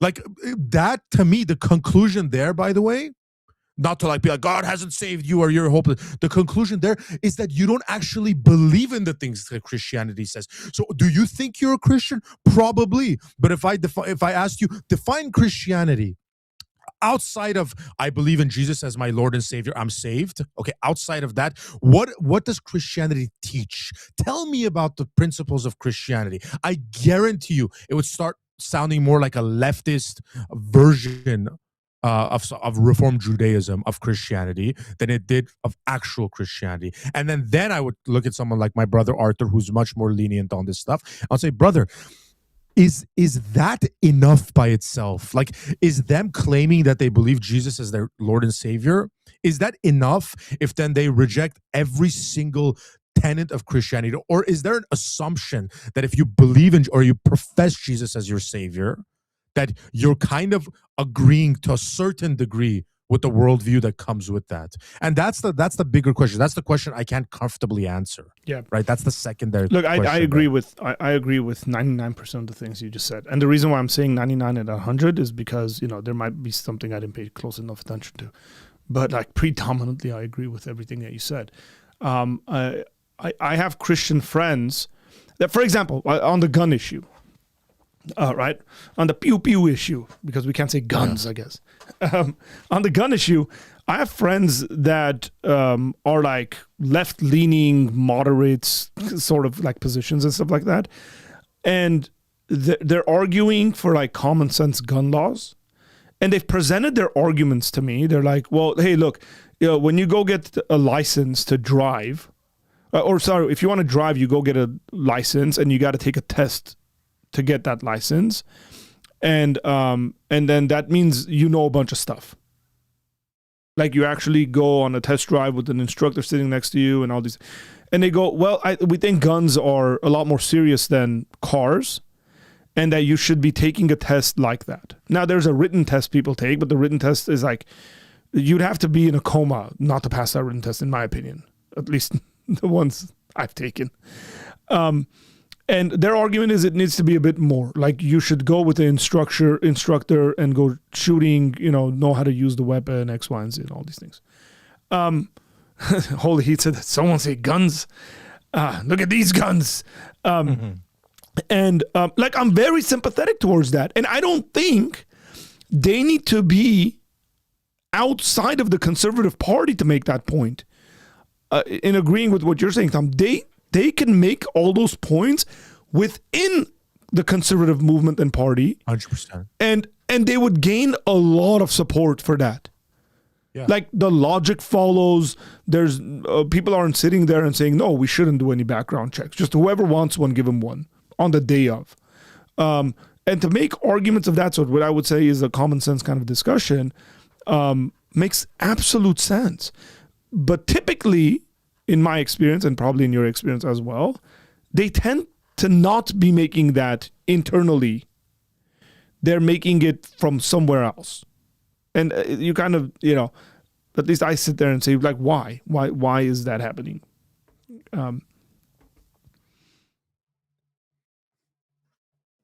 That's a great point. Art, I would say, like, even if you came out and said that as a conservative and said, like, let's say you went even all the way and you said, like, I don't think there should be guns at all. And then conservatives started saying, like, giving you pushback, like, no, bro, what the heck you talking about? Yeah. And then they asked you about some of your other views, and you said, you know what? I believe in traditional marriage. I believe in religious freedom. I believe that you can't abort babies at any stage of life. I believe that God has given us our rights. I believe, and you started talking about all these. I believe Jesus Christ is Lord and Savior, that there's no one above him. And then that conservative person would say, well, I completely think he's missing out on like one of those God-given rights here, and I don't think he's thinking properly. But clearly, this guy's a Christian and he's on our side. Oh, I'm not going to toss him to the other side. But why would you go to the other side? Because if you went to the other side and said, "Yeah, guys, I'm for taking guns away. As a conservative, I'm for taking guns away, and I think you guys are right," and then they're like, "Okay, tell us some of your other views," and you said, "Well, I don't think children should be mutilated. I believe in traditional marriage." They would boot your little butt out of their corner quicker than you can, even at least think. We're talking modern, like the last modern 10, 15 years of American politics. So like make your, and by the way, I do think, Arthur, I do think, brother, that there are some issues that are non-negotiables. And you would think these two, and this is where the political side and the and the Christian side sort of have to meet, because they're moral ethical issues. Sanctity of life, right? Yeah. I wrote these down while you were talking. Religious freedom, biblical like sexual ethics, right? And then you could go into like parental rights. That's like the fourth one I put. And then I think there's a second category of like a gun rights. Is that like the right to defend yourself with a gun, let's say, with an armored weapon? Is that specifically given by God? Like, is that a moral law that it's like, oh my God, a Christian cannot like disagree with that? I say absolutely not, by the way. I say absolutely not. You can fully be a Christian and even think that like the country should have 0 guns. And if anybody says you can't be a Christian and hold to that, they're complete idiots. Like, you can hold to all the tenets of Christianity, all the primary beliefs, and not believe in that. Like, it's not like, to us, it's not crazy. But there are essentials, right? There are essentials. So why would you go to the side that doesn't hold to your essentials to fight for a non-essential when you can just do that on our side? Welcome. Come back. We'll hear all the things you have to say about taxing Elon Musk a little more and taking guns away and maybe like having a little more stricter method of getting guns. And we still welcome you on this side because you believe in like the actual things that are the most important, but don't go on the other side. Yeah. And then like, and I think, point at us Christians like, oh, how could they say we're not Christians? Look at that. Would Jesus behave this way? Why would Jesus not come to the side that wants to mutilate children and murder babies? Why would Jesus not come to this side? Sorry. I want to make sure that I mention this. I've written some stuff down here as well. No political system, as Christians as we engage in politics, always remember that there's no political system is the kingdom of God. Like, the kingdom of God is the authority and rule of God. And it can impact certain political systems if there are individuals that are subject to the kingdom of God, the rule and authority of life.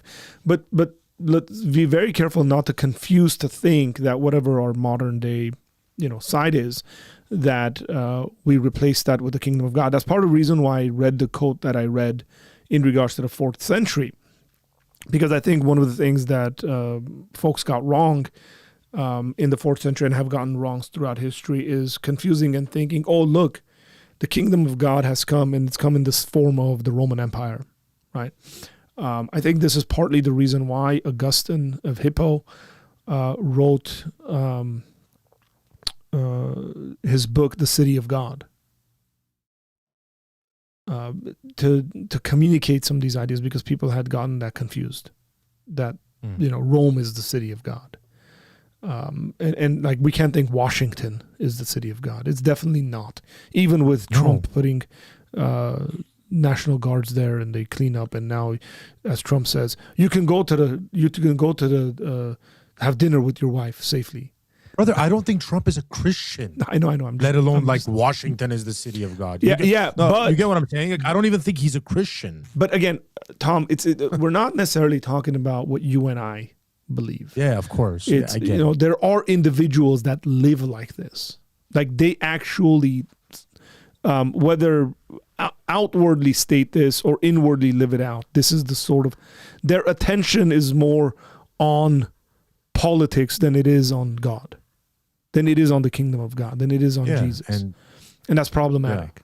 Yeah. And that would be a lot of people on our side that we'd have to just call out and say, hey, you got your priorities confused here.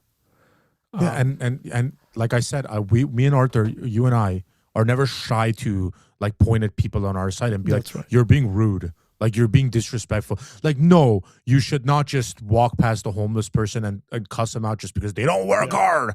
Or no, you should like there are reasons, there are things people go through. No, you shouldn't like tell a mom who, like had a child. Let's say she partied too hard one night, slept with a man and had a child. And you're like, now everything is your responsibility. Mm-hmm. Maybe you should care about maybe we should have some government things to take care of people, even if they've made a mistake like that, have some grace and stuff like that. Yeah, we call those people out that think that way, but we don't the thing we don't do is go to the opposite side of our worldview to debate for that, to argue for that.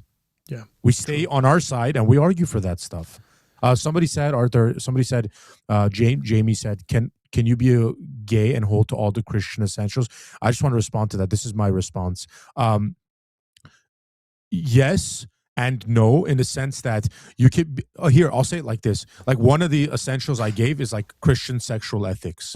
But I would say I would go further than what you think, Jamie. I would say not only can you be gay, as in like you have like homosexual thoughts, but you're not practicing, and be a Christian.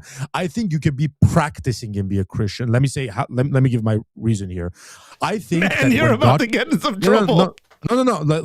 This is where I'll explain myself. Okay, when I was saved from my sinful ways, when I was turned into a new creation, right?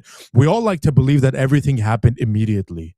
And then I was like, my whole life was changed, and all of a sudden I wasn't doing this and I wasn't doing that. No, I was saved in the sense that Jesus had redeemed me, right? But in that redemption, there was a time, and sometimes there was a long time, where I would still go back to some of those sinful ways, and the Lord would continue to sanctify me. No, but in my mind, I knew now I've been a new creation, and when I'm doing this stuff, I'm no longer just doing something that's bad. I'm doing something that's making the sacrifice that Jesus paid for me. You know, it's convicting me. Like, why? Like, why am I doing this now? This is sinful. It not only feels wrong, it feels like I'm going against the person who saved me, right? I'm backstabbing him. So as a gay person, like if a gay person came to the Lord, let's say a gay person goes to church and they're convicted by the message, and there's some things have been in their mind. They're practicing homosexual, and they give their lives to Jesus. Right? They give their lives to Jesus. Are we seriously going to say that from that point, if they ever do anything physical, like with another man again, that means they didn't give their life to Jesus? Because if you think that, and by the way, I'm not saying it has to be, it can be a long sanctification process of 15 years. No, but there should be a little bit of grace for the person to become changed, become like Jesus. Because if you're not hypocritical about that, like I guarantee you, a lot of Christians have come to the faith and come into Christianity and still went back and watched porn.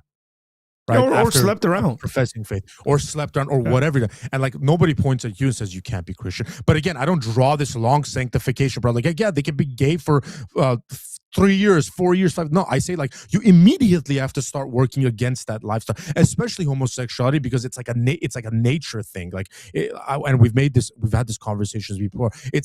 In my opinion, it's a different level of sin than, let's say, you were a habitual liar or something like that, right? But that still doesn't mean I can't make the statement that if someone is, so I have to be careful with that. I don't want to turn off people in that sense. Like, no. If you say you're a Christian and you went and did one, like, watch pornography again, did a homosexual, like you're not welcome. Like as if Christians don't sin. Sorry.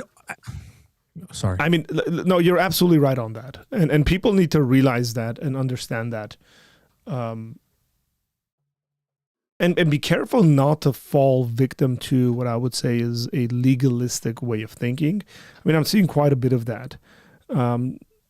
The other day, I was, when was it? Like 2 days ago, maybe I was having a conversation with someone, because one of these other OF girls like got baptized.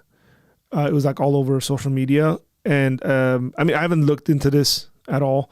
All I saw was like quotes like, oh, I wanted to recommit myself to God and take it more seriously, so I got baptized. And I was like, that doesn't make any sense if I were just taking it at face value, because there's no, with other people that I've seen, it's like, I'm giving my life to Jesus. I didn't see that with the quotes that I saw with this specific individual.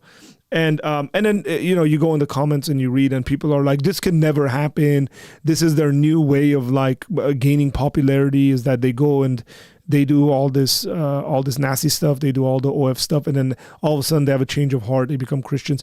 And now we have to be very careful because in one sense, it can be true. People can use Christianity for popularity. And so we want to be very careful not to allow for that. In the other sense, those of us who are actually Christians don't want to close off the doors for the worst of sinners to become believers.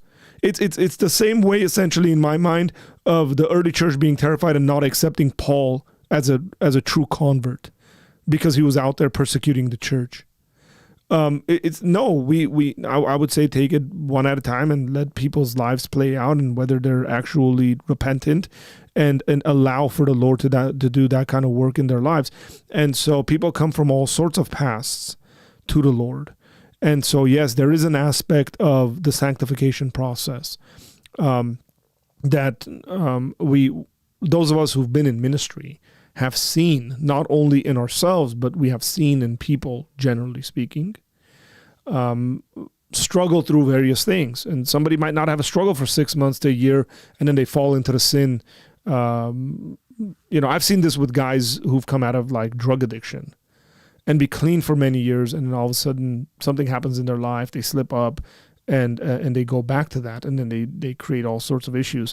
And I've seen it in regards to people that came out of very promiscuous lives, where they'll be doing good, walking righteously, following Jesus, and then fall into sin. And the Bible calls all sexual sin. And so therefore we want to be fair to that in regards to what you're saying. So I think your answer there was just fine. Yeah, and we've talked about this, like we've separated like homosexuality as a sin. And I do think there's 100% believe there's varying degrees of sin, and one is worse than the other. I'm not one of those like nothing is worse than the other because God is holy, and even if you still lose a pencil from your bookshop, like no, I do think there's worse sins, and I think homosexuality is one of the worst sins. But that still doesn't mean, just because it's a worse sin, that doesn't mean it's like. So you said something really nice when you spoke a couple weeks ago at our church. You said when you were an unbeliever, your will was oriented towards Sin. like sinning and evil, right? And then when you become a believer and God, you said God regenerates you, he orients your will to will what is good and just and as a new creation, right? As a child of God, right? Seeking righteousness, fleeing from evil. But why that, even in like my Calvinist mindset, right? In my more reformed view of looking at salvation, why then does he ask us to toil and to work out our salvation? Why then does he ask us to do these kind of things? Is because it's obvious that the moment that he reorients your will, that still doesn't mean that your will is now going on like it's shooting up at 100% towards God. That's still like now you're living in that place. Like this is how I would explain it. As a Christian, when you're willing righteousness, it's that when you don't will it for a sin or you feel the conviction that you would never feel in the past, and then you redirect. You say, okay, God, I'm going this way, and I just looked a little this way, but I know I'm supposed to be going this way. You turn back this way. Yeah. Right? So you never want to go the other way again. But if someone becomes a Christian, it gives their life an unbelievable, like there are people that it takes time for them, and so they start kind of putting away these sins before they commit to Jesus. They're in that process. But if someone has a crazy conversion and they're pornography creator, sorry, my kids are outside, or they're homosexual, or they're whatever, and Jesus at that moment saves them, the power of the gospel, right, saves them and convinces them to turn from their sin, and then at that moment they change and their will is reoriented and they're a new Christian. That still doesn't mean that from that exact point to the rest of their eternity they'll never return for 1 second to that sin they did. They might do that, and when they do that, that's when I would say, because they're a new creation and their will, as my brother says, has been reoriented, that they'll quickly turn and repent for what they did. And there'll be conviction from the Holy Spirit that wasn't existent in their lives before that. That's a beautiful thing, man. Like, why would I want to look at someone? That's the gospel story, man. That's the gospel story. And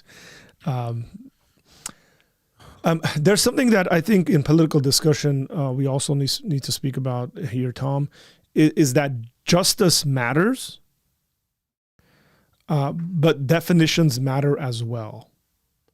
So, for example, and it's very hard getting people to understand that getting people to go beyond like political talking points and actually come to the root of what they're disagreeing on. So I'll give you an example. Today, in preparation for this, I was watching a couple of things on the whole Maduro situation, and I forget which show it was, but they had a lawyer on that's dealt with stuff like this, and he was saying, look, any kind of drug cases in the United States, it goes into federal court, and it probably takes about 6 months to 9 months for there to be a resolution. He said this case is a bit different. It's probably going to take 12 months to 17 months with Maduro. And he was actually explaining the legal process because the arraignment happened, and the charges that are being brought up are a bit different in other situations. And then he said people need to realize that there's a difference between political talking points and legality. And so the reason why I say this is because, for example, when it comes to Christians speaking about this, and in this case, I'm talking about conservative Christians in dialogue with non-conservative Christians. And then they go, well, we care about the poor. That's a political talking point. Every Christian should care about the poor. There's no way you can be a Christian and not care about the poor. But, and this is where the definitions matter, if we're talking about how to resolve the issue of poverty in our country, that's a very different conversation. We're not, like, for example, I can take a Bible passage very much in context and accuse Jesus of not caring for the poor. Do you guys remember this? Where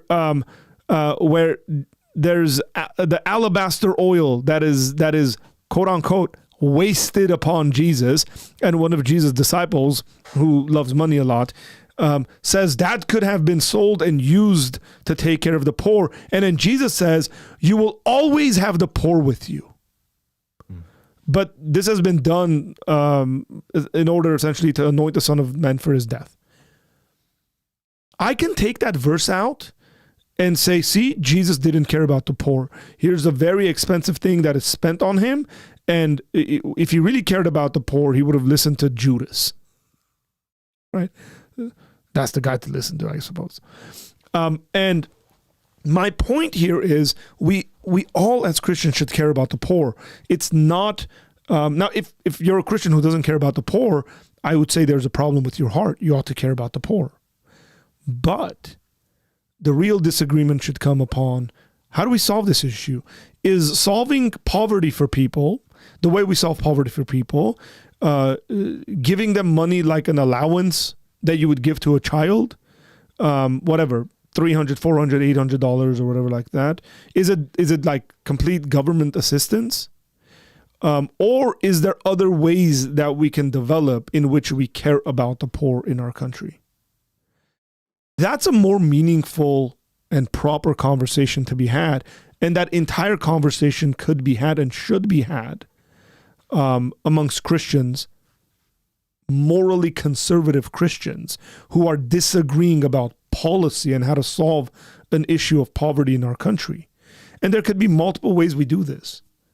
There could legitimately be Christians working together who want more involvement from government and less involvement from government, who disagree on these matters but work together to solve this issue.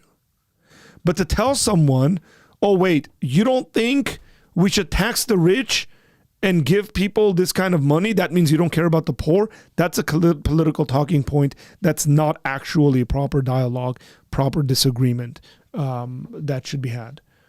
So that's extremely important.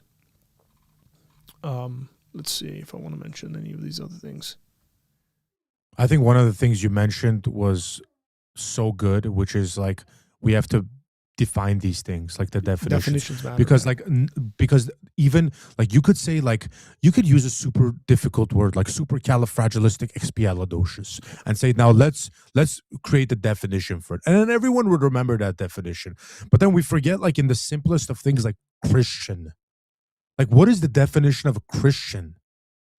Poor. What is the definition of poor? Is poor the guy begging in front of your local laundromat because he can't feed himself and he's about to die? Or is poor the person that decides to stay home and eat McDonald's all day and get government funding because they don't want to go to work? Which one is the poor person? Right? So like, it's so important to define these things. And I feel like, Arthur, in this like clippy culture we live in, where it's like words can be clipped, statements can be clipped, nobody watches 2-3 hour stuff anymore and learns and whatever. Except the 17 people that we've had consistently be watching our stream today. Except these 17 people. But it's like, so like, sometimes you're not even talking in the same place. Like I can be standing in front of someone and we could literally be talking about what we just said. Like, can you be a Democrat and a Christian? And because we don't even define Christian the same, the conversation is useless. So like, something you've taught me, maybe not personally, like directly, but you've taught me through different means of you speaking and teaching these kind of things in apologetics, is now I don't even have that debate and kill myself and get angry and be like, what, how could you say that? Without even knowing what the hell they even mean by that. Yeah. So now I go like, oh, like what do you mean that by Christian again? Like, are we on the same thing? Oh, do you mean like liberal Christianity that's completely not Christianity? Because then I don't even want to have the conversation with you, because then I'm not a Christian. Forget you, I'm not a Christian. Yeah. I'm not whatever you're defining. So now it's like, what the heck does that mean? Do you believe by Christianity, or whatever other term you're using, is that you're obedient to what we believe is the Word of God, and the Word of God says that Christianity is? Or what the church fathers and history and all these like early Christian thinkers say Christianity is? Or is this a Christianity you've built in the last 5 years, and now because your definition doesn't fit mine anymore, well, I can't call you out anymore. You redefined Christianity. So it's like Arthur, it's difficult for me, man, because when it comes to these conversations, I don't even know how to talk to people anymore. And it's like, you don't get the chance to sit in front of someone like for 3 hours, 4 hours and be like, so what do you mean by Christianity? You get into these online conversations and people write and people clip and people, what does he think? He says, I can't be a Christian. What the heck? I thought this guy was supposed to be, and it just gets all over the place. So I think this is my solution to this kind of stuff. I think what Christians can do, and I mean Christians from all over, like all the spectrum of Orthodox, Catholic, whatever it is actually at least be united on the freaking point of, like, let's say what Christianity is, which is, I think a lot of them are, right? Like a lot of them are. And then once you do that, then when someone tries to come and hijack it, then you can point and be like, yo, I might disagree with that Orthodox, Apostolic, Catholic, whatever brother on these issues, but you ain't going to redefine Christianity from any of us, because we know what this actually is. Yeah. And we're not gonna allow you to hijack our views, hijack our sides, the stuff that we actually identify as. I want to see is there anything I want to say about that?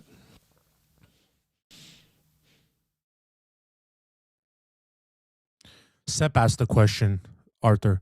He said, what are your thoughts on ChatGPT? And then he clarified saying, I'm going to ignore that. Bro. What happens when ChatGPT rolls out 666? Excellent says, what happens when they roll out 777? I suppose you mean, like, what do I think about AI? And I think artificial intelligence in many ways is a good thing. And in many, many, many other ways, it's horrendous and terrible. And I mean, it's here to stay. It really is. And it's going to be included and be a part of most things that we do, even if you're not aware of it. It's already involved in most of the things that you do without even realizing it. Every time you Google something, AI is involved in it. I was watching a story I can send you guys later what's that thing we have, that channel Discord, where like they're not even revenge porn. Not like, oh, you like send a nude image of your ex-wife because you're angry with her and like you're trying to like whatever. But I'm talking about like people are taking, this is real, are taking anybody. Like I can have a, let's say there's a girlfriend I have or something who's a girl, okay, or a cousin or family, whatever it is, or whatever cycle believe you could take that person, put them into some of these AI tools, and it creates pornography of them. Like it looks at their body type, assumes what they would look like and stuff like that. And so there was this girl that was saying somebody's doing this of me, and it had apparently gone out. And it's like the woman is a normal woman, has never engaged in that kind of activity, but someone is taking Man, her we're gonna physique, have has so pictures many of her- lawsuits on our hands. yeah, and like turning it into actual pornography. Like, so just like at that point, it doesn't even matter like that's like real or not real. Like if someone did that to me, okay, and just like made a video of me like that, it could be completely fake. People could know it's fake, by the way. Everyone could know it's fake. Yeah. And it's still, there's this level of embarrassment and just this disgust that you have in your mind about that situation that probably you're gonna have a hard time living with. So like those are like some of the repercussions. So I'm like thinking at a different level. I'm thinking about like somebody does that to your like kid, someone does that to your daughter. Like, and I'm talking about like a silly, stupid 16-year-old in high school takes a picture of your daughter and does something like that. Like as a dad, like the rage that would run through your veins. Man. And they hack these systems, right? Like, so like Grok, Imagine and stuff, they have certain boundaries, but like people hack them and they've been doing it all over the place. Well, one of the things is I think we're going to see, and here this deals with politics, right? How much legislation should we have on these things to limit it? This is a serious moral issue that people in, I know people who are Christian philosophers who are being invited into these conversations in Washington, D.C. to talk about like, hey, what are our legal parameters to argue for limitations of these things? Where you're going to have pretty conservative people arguing for heavy-handed legislation on AI and stuff like that, where you're going to have other people that are conservative saying, no, it's a free speech issue. This is legitimately going to be happening, folks. And so you're going to see people who are Christians disagreeing on this when it comes to policy decisions within conservatism. Because some people are going to say, no, it's out of hand. Free speech doesn't mean you can just take pictures and take something and turn someone into all these other things and use them in all these ways. Make them, whatever, let your imagination run wild on that. And so we should limit it. We should have heavy fines, heavy punishments if someone is caught and arrested for these things. I think we're going to see a lot of people get sued for this stuff. We're going to see a lot of companies get sued for allowing these things until, something is sort of reasonably established. In regards to ChatGPT, Jerome says, ChatGPT is the favorite companion of the best content creator, Lily J. Can you say it like her? ChatGPT. Was Muhammad a Christian or a Muslim? I keep messing up Lily J with the lady that slept with like 1,000 men. So every time someone says Lily J to me, I think about that other girl, the one in the UK that's famous for like sleeping with 1,000 guys in like a day. Are both their names Lily? I don't remember her name, but it's something. I always think Lily J is her. And Lily J, from what I understand, by the way, Lily J was a famous singer in Australia, and then became the actual Muslim. Lily J. I think so. Oh, hey, look, I have a question for you. I'm curious what you would respond to this. Do you think AI corn is worse than actual corn, or vice versa? Do I think it's worse? Yeah, think a little deeply about it. Are you talking about like the creation of it, or are you talking about the use of people like the use of it? Well, all of it, because I was watching the debate yesterday. In the beginning, I was like, "How stupid is this?" And then by the time it got mid-debate, I was like, "Oh my gosh, I don't know anymore. I don't know anymore." That it was very difficult. That means you're thinking. So, like, what would you say about that, by the way, since we're on the topic? So I would say in regards to the creation of it,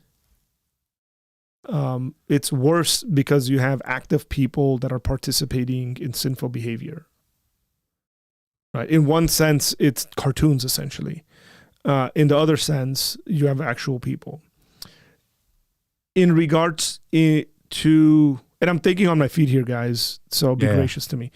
In regards to the consumption of it, I can see it being 1,000,000 times worse.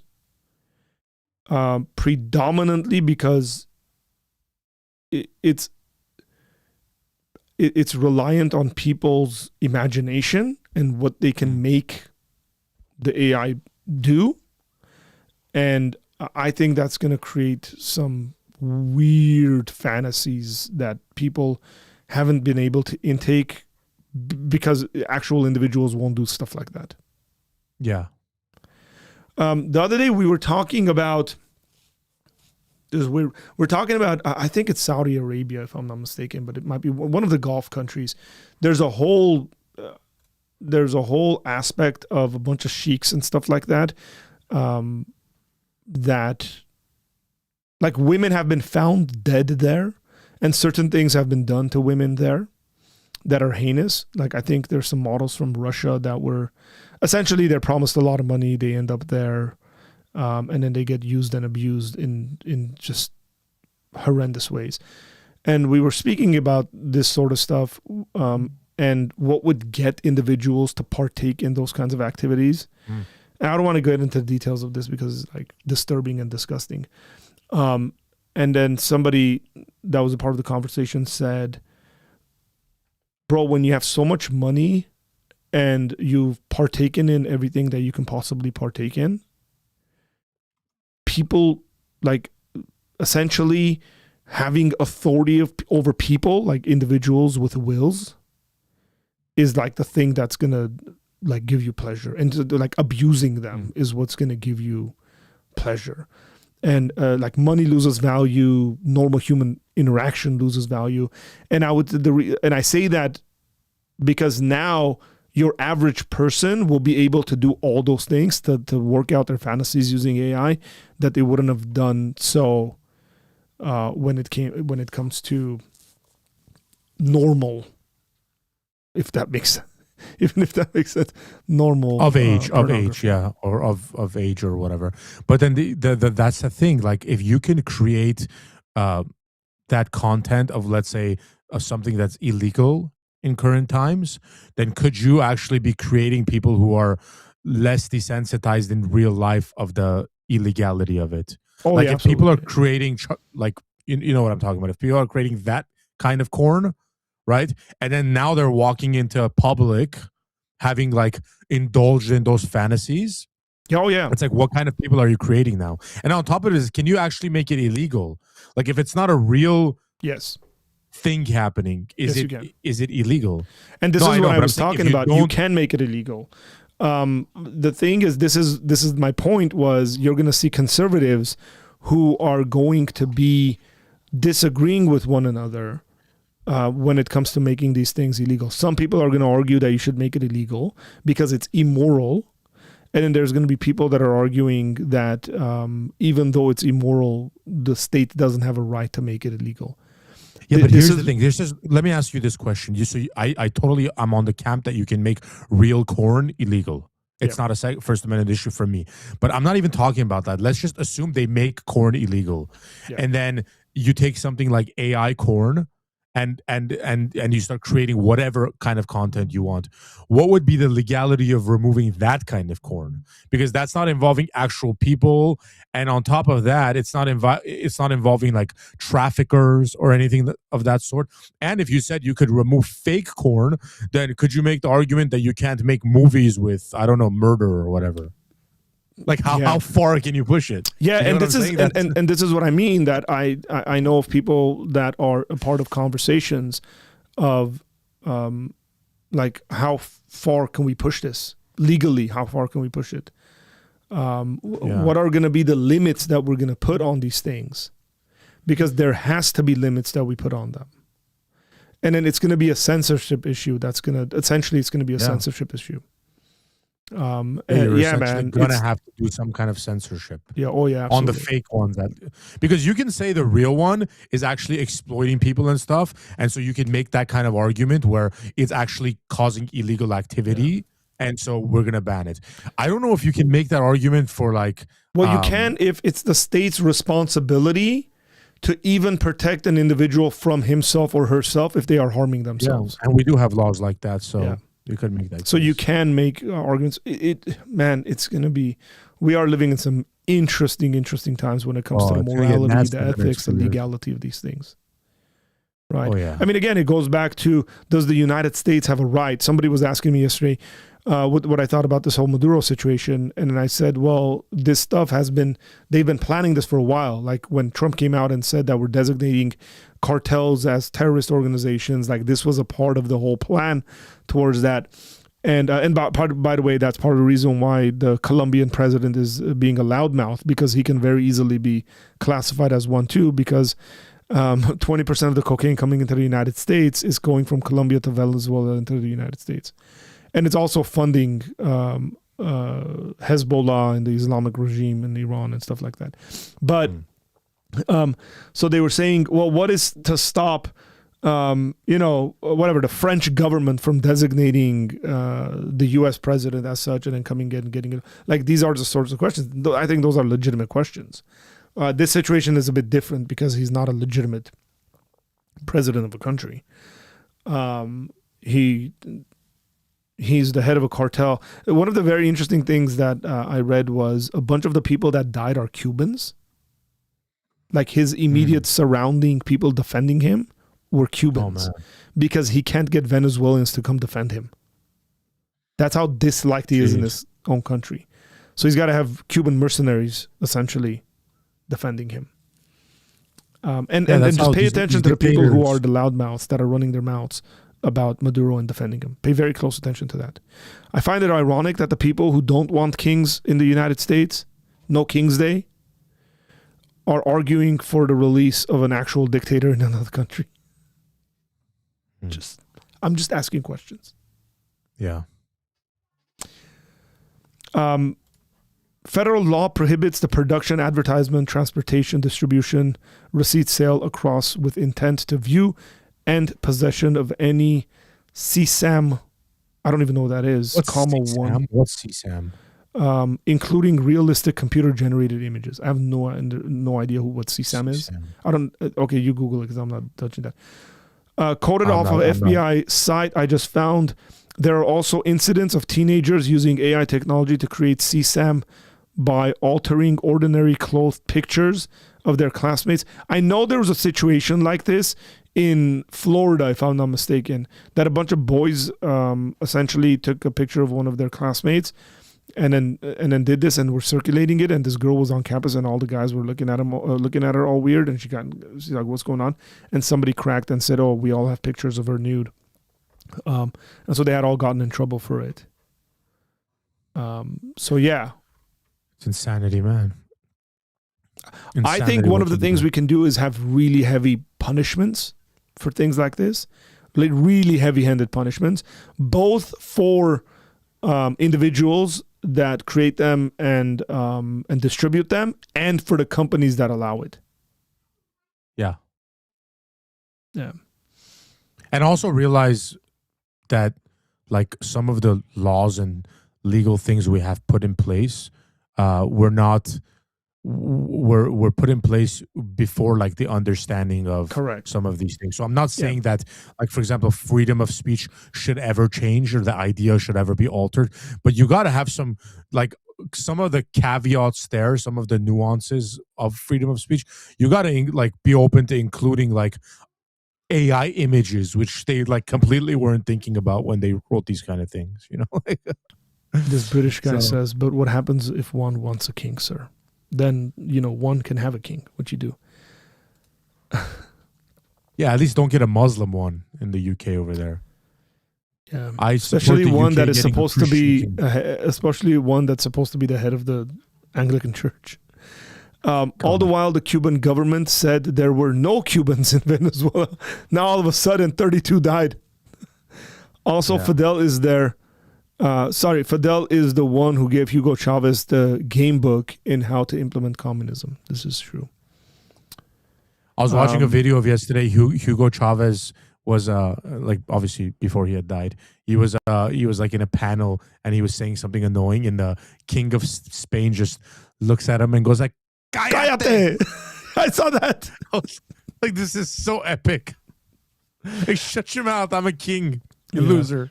This is all from the FBI website, by the way. They started really addressing it, seems around to the year 2024. Yeah. So, by the way, Tom, I was going to mention when you said, when they wrote these laws, they didn't have these sorts of things in mind. This is a very similar argument that anti-gun activists use. They say, when they wrote the Constitution, the weaponry they had was not at the level that we have. But so, again, I'm not saying that I'm in agreement. By the way, people didn't just have muskets. There was other weapons during that time period. But it's the same reasoning. So now somebody can sit there and say, see, Tom's a liberal.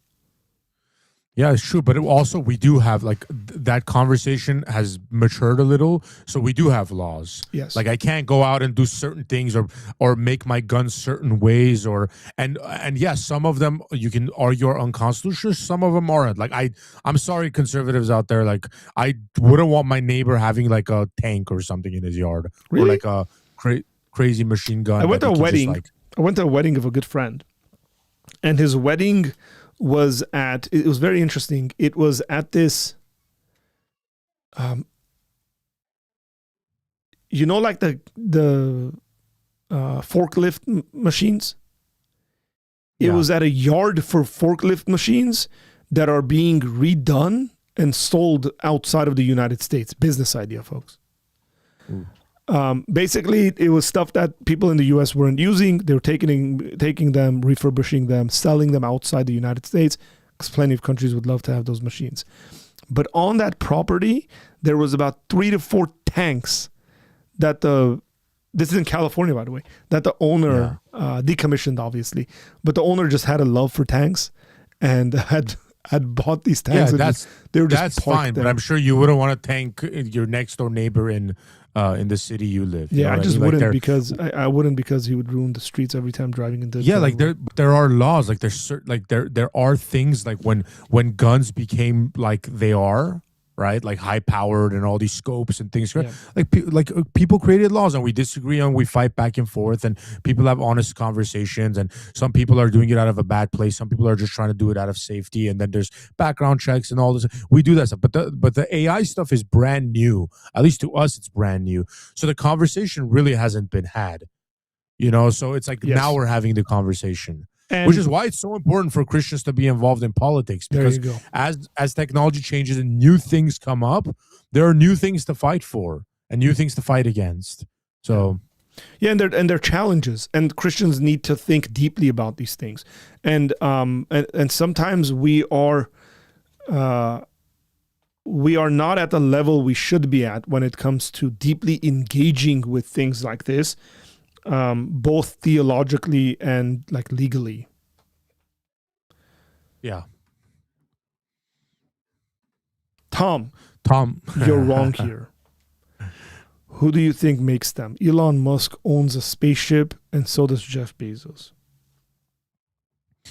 Yeah, and spaceships are rockets, by the way. Yeah, no, look, I agree with you, but I like there are laws we create. For example, like there's certain areas where you can have a wild animal and take care of it, right? And then there's like certain neighborhoods that even if you have the right to have a wild animal, they don't allow it in that neighborhood. My point was like you take these things that are rights. For example, the right to bear arms. I have a lot of guns, by the way, and I have the right to bear them, right? But like there are certain things we understand, like certain parameters being put on that even if like internally we're like, no, freedom, guns, there are things that we abide by and understand. And I think it's like annoying of Christians to just be like, we never understand that. Like whatever I want to do with these things that I've been given, I can do. Like I think, by the way, I've talked to a lot of well-meaning, good believers, that love Jesus, that have made really good like cases for like why certain things shouldn't be allowed and why certain things should be lessened. And I don't care. I'm not like, if I say some of those arguments are good, I'm not like scared that I'm going to be like, oh my gosh, traitor, and some crazy guy in the future is going to be like, this guy's a traitor. I don't care. I don't think that way. I think like the way I think is what I believe and what convinces me. And if that doesn't always like go like exactly in line with other people who are in my camp, I don't give a crap. Yeah. Go cry me a river. Yeah. You know, there's certain things I'll disagree with. Cry you me on. a Candace Owens. Yeah, seriously. Let me respond. Sep says, let's be real. Let's be real, bro. As they say in Armenian, let's sit crooked and talk straight. That's my translation. Let's be real. The government does not give two poops about drugs and cartel activity. How do you know this? That no one in the government cares about drug activity and cartels. Like, how do you have access to this kind of knowledge? First of all, I would argue you don't. That's a huge conjecture. You're dehumanizing the government, by the way. This happens a lot with conspiratorial thinking, where instead of saying like individuals don't care, but because, so they say the government, as though the government is this abstract machine that like doesn't have feelings, it doesn't care. The government's run by people. Yeah. Okay. So, and you're saying that these individuals don't care about that. Like, how do you know that? You don't, frankly. That's a huge conjecture. But whatever, I'll give you that. First sentence, it just shows it's nonsense. It's the oil and pushing out Iran, China, Russia out of the Western Hemisphere. Hey, Sep, do you actually enjoy Iran, Russia, and China? Like, do you want them? Like, why don't you go live in Iran? Or China or Russia? Like, I don't trust any of those guys. I trust the US government 1,000 times more than the governments of Iran, Russia, and China. 1,000 times. That doesn't mean the US government is perfect. That doesn't mean the US system is perfect. There's issues. But even with its issues, think about this. Think about this. Maduro has been arrested. Okay? The guy was treated so nice, they changed his clothing at least 2 times by the time he got to the United States. That's how nice the U.S. military is. That they changed the guy's clothing and they brought him to the United States so it's not an embarrassment. Okay? Number 2, the guy potentially could go out on bail. He probably won't. But he's going through the legal system in the United States. He's going to be given a fair shot to defend himself. According to the laws of the United States, if there isn't anything that shows you how awesome America is, it should be this. They went, spent I don't know how much money, lives on the line, U.S. military, got this guy, brought him to the U.S. to give him a fair trial. Yeah, to put him in court. Do you know what China would have done to this guy? Fed him to some alligators or something. You think Putin would have been look at the political opponents of Putin. Look at the generals that have talked about Putin. They randomly, their airplanes and their, all of a sudden, all the helicopters and airplanes in Russia are going down randomly.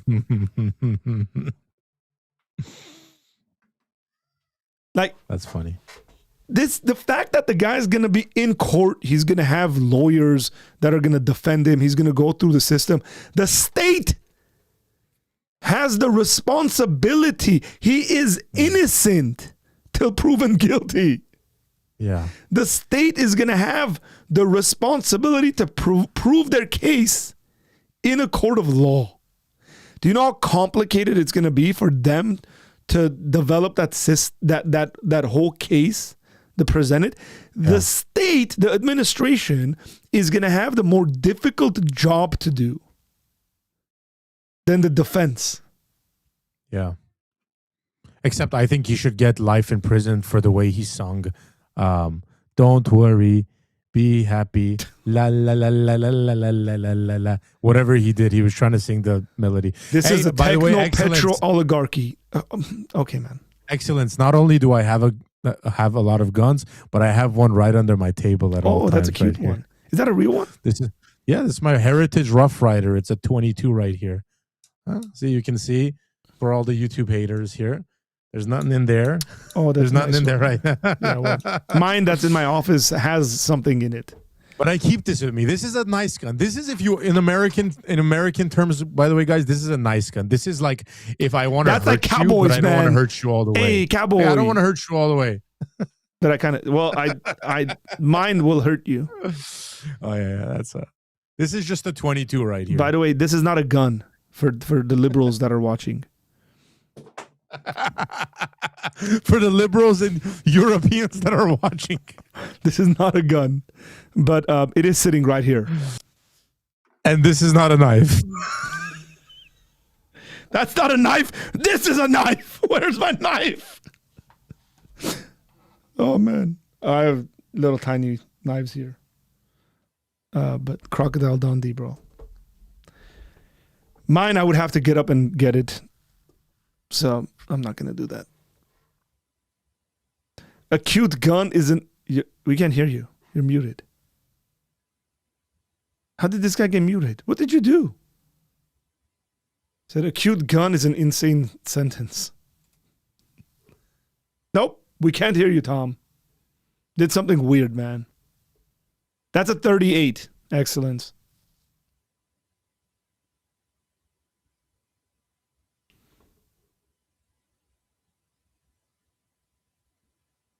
Tom, call back. He's going to call back. I don't know what happened. Kangaroo court. Okay. Look, if you're a conspiratorial thinker, it says you were muted. I can't hear you. What did this guy do?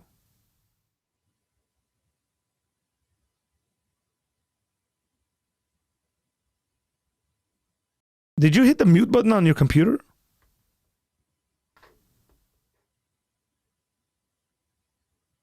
This is now a weapons review channel. No, it's not. We're just saying. Did Tom shoot his mic?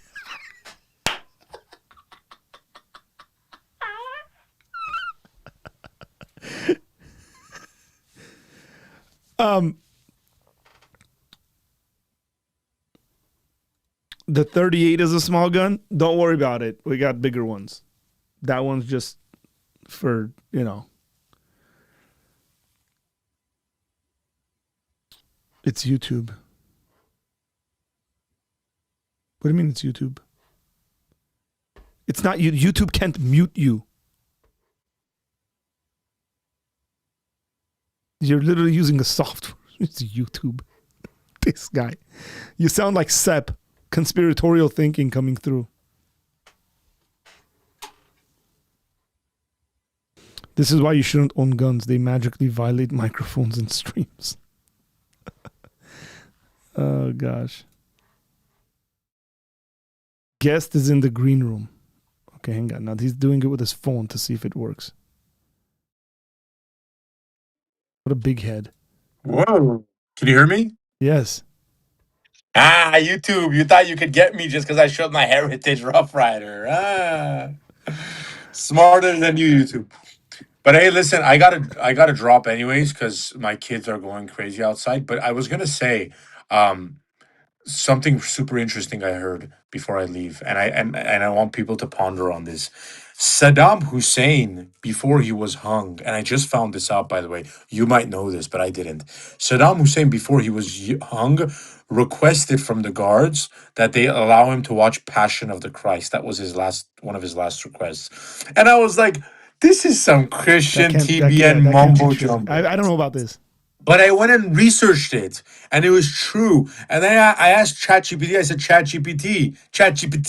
I said, this sounds so fake. Is it true? And ChatGPT said, yes, it's true. Saddam Hussein requested to watch The Passion of the Christ, and then he made some comments on it, saying like it was unbelievable that like a person would or God would sacrifice himself for. Guys, check that out. I'm not. By the way, I'm not capping. I'm being serious. That's yeah, nuts. like actually search Someone that. should tell Like, someone should tell Lily J this, that we should start a rumor. Saddam Hussein became a Christian before his death, and then the hey, Muslims you never were know. like, He "No." might have become a Christian. Oh, who knows? He might have become a Christian. All glory to God if he did. Yeah. Anyways, I got to drop, man. But this was a fun conversation. Yes, it was. And I enjoyed it, man. Merry What Christmas else can to I you say? today. You too, man. You too. Merry Christmas. Merry Christmas to all our Armenian Apostolic brothers, including Sep here, who probably thinks we're pagans and heretics, but we believe that most of them, at least the majority, at least a lot of them, are our brothers in the Lord, but not sisters. We don't Said believe you can be an Hussein apostolic did that without just because he was an anti-Semite. Imagine. He's like, what's the worst thing I can do to the Jews before I Passion of the Christ. Anyways, God bless. Hey, Sep, Merry Christmas, bro. Merry Yeah. Christmas. See you, bro. All right. And that's Tom. He comes late, leaves early. Okay, people are fact-checking Tom. They're asking ChatGPT. Tell me, is there truth behind Tom's claims? It's the 12th night. That's right. It is the 12th night of Christmas, ladies and gentlemen. In other unrelated football news, Ruben Amorim, the coach for Manchester Divided, has been sacked. He has been fired because he ran his mouth yesterday during an interview. He was talking so confidently and the guy got sacked. Now Manchester United are looking for their 11th manager in 13 years. That is nuts.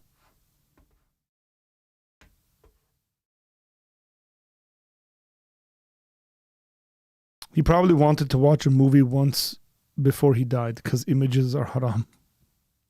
Yeah, I don't think Saddam was a serious Muslim like that.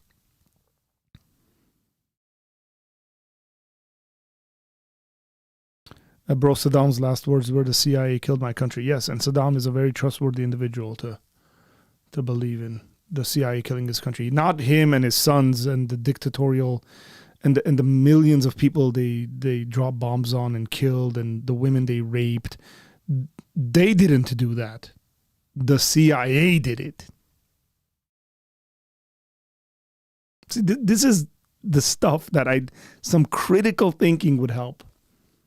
It was the CIA that did it. It wasn't Saddam's own actions or the actions of his generals or the actions of his sons who peed on their soccer team for losing a game. That's not why that happened. It was the CIA. Merry real Christmas to you too. Yeah, I actually do think that January 6th is the real Christmas. So that's why I celebrate it.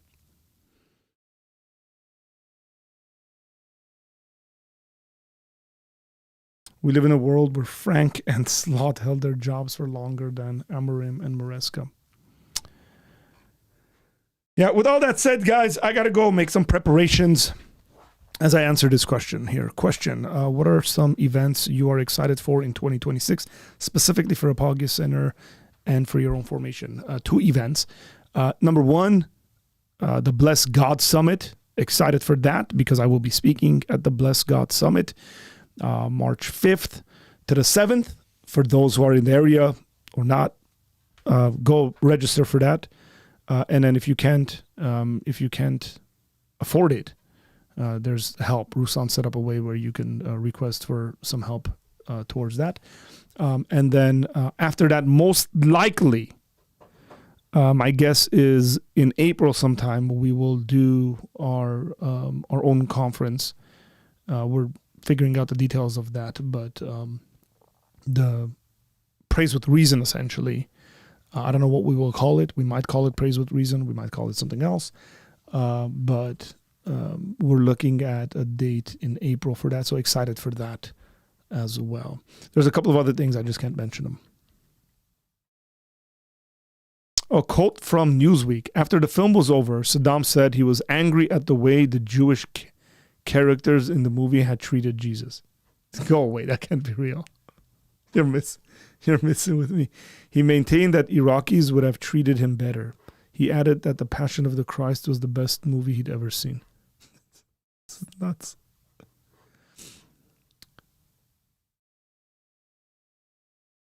Oh, man. Got to book your ticket. Okay, with all that said, God bless you guys. Merry Christmas again. Or Epiphany or Three Kings Day. This is a holiday. Today is the eve. Tomorrow's the day. This is a holiday that all Christians across the calendar celebrate. So, enjoy it. Celebrate it. Spend some time with the family. With all that said, God bless you guys. And I will see you guys later. Take care.